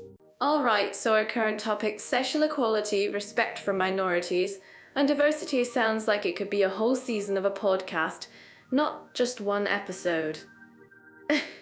Especially when we're talking about places like New Zealand and Turkey. They're both incredibly rich, but in very different ways, wouldn't you say? I'd say they're less like different seasons and more like different universes for this topic. Oh, New Zealand, or Aotearoa, as the Maori call it, has truly put in the effort to weave its indigenous culture into the national fabric. Wow, it's like they've gone, hey, let's not just acknowledge our First Peoples. Let's actually celebrate them. Absolutely. New Zealand is famous for its commitment to bikulitiaslies, particularly with the Mara people and their language, Tiria Maori. It's not just a historical footnote, it's a living, breathing part of their identity. Imagine trying to explain Winu to someone who only understands family, it's so much more. I'm actually curious about what our listeners think about this, especially if they've experienced that kind of deep cultural integration firsthand. Yeah, Wanu is certainly more than just family. It's like a whole community BQ with all your cousins twice removed. And let's not forget how progressive New Zealand has been with things like LGBT rights. They legalized same-sex marriage way back in 2005. Wow. It's almost like they decided everyone gets a shot at happiness, no exceptions allowed, unless you're a really bad driver. You're always bringing it back to driving, Leo. My driving is perfectly fine, thank you very much. But you're right, New Zealand's commitment to inclusive policies is truly admirable. They often lead the way in social legislation, which creates a generally welcoming atmosphere for diverse groups. It's like they're saying, come as you are, just don't forget your appreciation for rugby. Rugby, hobbits, and a general sense of we're all in this together. But then you look at Turkey, and it's a much more layered cake, isn't it? You have such a rich mosaic of ethnic groups, Kurds, Laz, Circassians, Armenians, Greeks, and more. It's like a grand old bazaar of cultures, all coexisting. Wow. But sometimes, this haggling over social equality can get a bit heated. That's a great analogy, Leo. A grand old bazaar of cultures, where sometimes the vendors shout a little too loud. Turkey's diversity is immense, and for a long time it's been a bridge between East and West. You see that in the architecture, the food, the very people. But yes, things like LGBT rights are definitely a more sensitive and complex topic there. Public events like pride parades have faced restrictions recently. Ouch.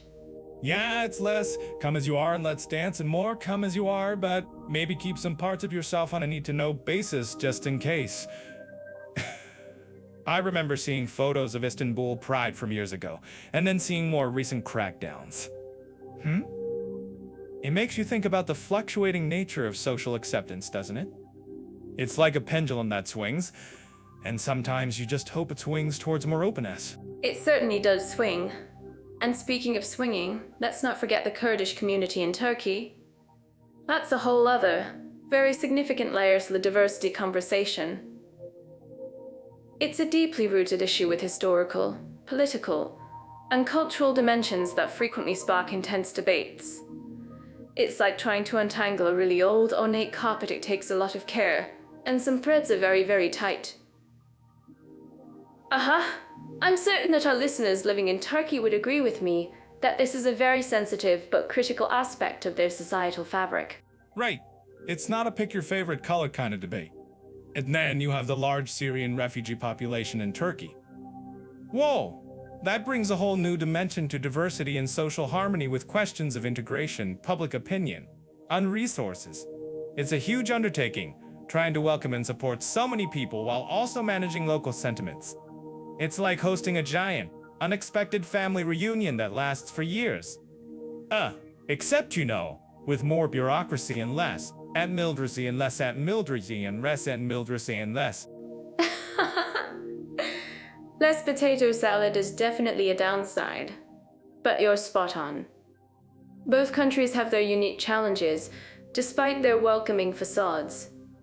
New Zealand is still working on Maori reconciliation and addressing systemic inequalities, even with their progressive policies. It's a continuous journey, not a destination. And Turkey, while incredibly diverse, faces ongoing debates around freedom of expression and political polarization that definitely impact minority rights and social cohesion. So, one country's diversity celebration might be another's ongoing political tightrope walk. It's fascinating how a country's historical context shapes its present-day approach to equality. New Zealand's Treaty of Waitangi gives the Maori a foundational legal standing which is very different from, say, the secular republic ideal that Turkey has wrestled with since its founding. Ooh. If you think this is wrong, please let us know in the comments. We'll love hearing all perspectives. Absolutely. It's not just about laws, it's about how those laws are lived and interpreted day to day. From inclusive policies on cultural celebrations to grassroots efforts, both countries are bringing equity to life in their own ways. It's a complex, ever-evolving narrative, isn't it? All right, Leo. Speaking of long-term plans and settling down, I'm already envisioning my little hobbit house in New Zealand, complete with a garden and maybe a small flock of sheep. But before I start pricing out wool, we need to talk about something a little less fluffy: taxation, retirement, and social rights for immigrants. Whoa. It's not all sunshine and rainbows, is it? Sunshine and rainbows. Mira, I've spent more time in angling airline loyalty programs than I have trying to understand tax codes. Oh, honestly, for long-term immigrants, the tax system in New Zealand feels like it was designed by someone who actually wants you to understand it, like a unicorn amongst government agencies. Unless you're a property speculator, then the taxman might tap you on the shoulder. Wow, no capital gains tax. Oh, that's almost too good to be true, Leo. It's like finding an extra slice of cake you didn't know you had. For anyone looking to invest or just live a stable life, that's a huge plus. I am certain our listeners thinking about moving there would agree with me. Now, on the flip side, we have Turkey, a country rich in history and kebags, but perhaps a bit more, let's say, flavorful in its bureaucracy. Flavorful, Mira, that's one way to put it. Oh, I'd say it's more like a particularly spicy lentil soup. You're never quite sure what's going to hit you next. In Turkey, as an immigrant with a residence or work permit, you're in the tax system. Income tax is progressive there too, and there's KDV, which is their VAT. The real fun starts when you try to understand the nuances. It often feels like you need a personal interpreter for your tax forms, and maybe a professional laugh track form, and you get a bill. Ouch. A laugh track for tax bills sounds like something you would invent, Leo. But seriously, let's talk about retirement. In New Zealand, they have KiwiSaver, which is a voluntary contribution scheme for retirement, usually with employer contributions too. It's like putting a little bit of future fun aside, and the government even kicks in a little extra. Well, then there's NZ Super, a universal pension for residents over 65, provided you've lived there long enough. It's a nice safety net, knowing it's there. Kiwi Saver sounds almost too sensible for my adventurous spirit. Oh! Voluntary contribution sounds like optional sacrifice of coffee money. Now in Terry, if you're officially employed, you're contributing to SGK, the Social Security Institution. It's mandatory, which means they're taking a slice of your earnings whether you like it or not. Oh, to cover things like healthcare and eventually... Ips. It makes me wonder if my jokes will still be relevant, Fenton. Oh, your jokes will be timeless, Leo. Don't worry. But back to serious matters, social rights. New Zealand has a pretty strong social safety net. If you're a resident, you generally have access to public health care that's free or subsidized. They also offer unemployment benefits and family support. It's truly about community and making sure everyone has a fair shot. Oh, I'm actually curious about what our listeners think about this, especially those who've experienced social security systems in other countries. Fair shot is a beautiful concept, Mira. Oh, in Turkey, your social rights, especially healthcare, are largely tied to those SGK contributions we mentioned. If you're contributing, you get access to public health care. It's a system, it works, but sometimes the queues can be longer than my grocery list before a major holiday. Ouch. And the bureaucracy for accessing things like unemployment benefits can be, well, let's just say it requires the patience of a saint and an ironclad sense of humor. I wouldn't mind that, honestly. But for long-term planning, it's clear New Zealand offers a more streamlined and perhaps predictable path for immigrants when it comes to taxes and social security. It's designed to integrate, not complicate. And Turkey, while it has its systems, certainly adds a layer of adventure to your financial planning. Oh, it's like backpacking through the tax code. You're bound to get lost, but you'll have a story to tell. For all the nitty-gritty details, don't forget to visit Jedafai for more resources on these complex topics. You might need to bring a strong cup of coffee. Leo, let's dive into our final frontier for today, the rate of meeting specific interests. It's like asking, where can my weird hobbies truly flourish? New Zealand or Turkey? I'm imagining a little hobby trotting around New Zealand, looking for a rare butterfly collecting club. What do you think? Can New Zealand cater to all those niche passions? Mira, if your specific interest is avoiding crowds and communing with sheep, New Zealand is probably a 5-star destination. Wow, I'm certain our listeners who are, shall we say, extreme introverts would agree with me. They've got the whole Lord of the Rings thing going. So if your passion is dressing up as an elf and looking for hobbits, you're golden. Oh, just don't expect a lot of spontaneous karaoke nights in a remote fjord. Oh, I was just about to ask that. Speaking of specific interests, New Zealand is absolutely prime for adrenaline junkies and nature lovers. Think hiking the Milford Track, white water rafting, or even zorbing down a hill in a giant plastic ball. I mean, who doesn't want to become a human hamster for an afternoon? But what about something a bit more, shall we say, stationary? Like, maybe a very specific stamp collecting club that only focuses on stamps from 1950 to 1955? A stamp collecting club, Mira. You're setting the bar high for excitement. Whoa, I'm picturing a very intense meeting, perhaps with dramatic music. Turkey, on the other hand, well, it caters to a different kind of intensity. If your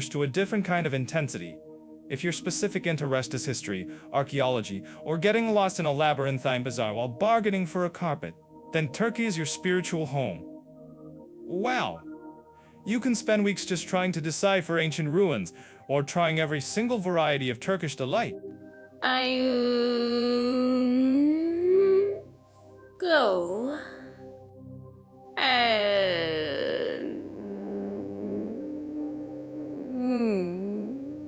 deal. And speaking of history, if your interest is finding the exact spot where a Byzantine emperor stubbed his toe, Turkey has like 1,000 places for that. Seriously though, for those deeply invested in agenal LARPs like Ebru water marbling or aging, Turkey is a golden maces. For all making for info, I can falgen fin femenses.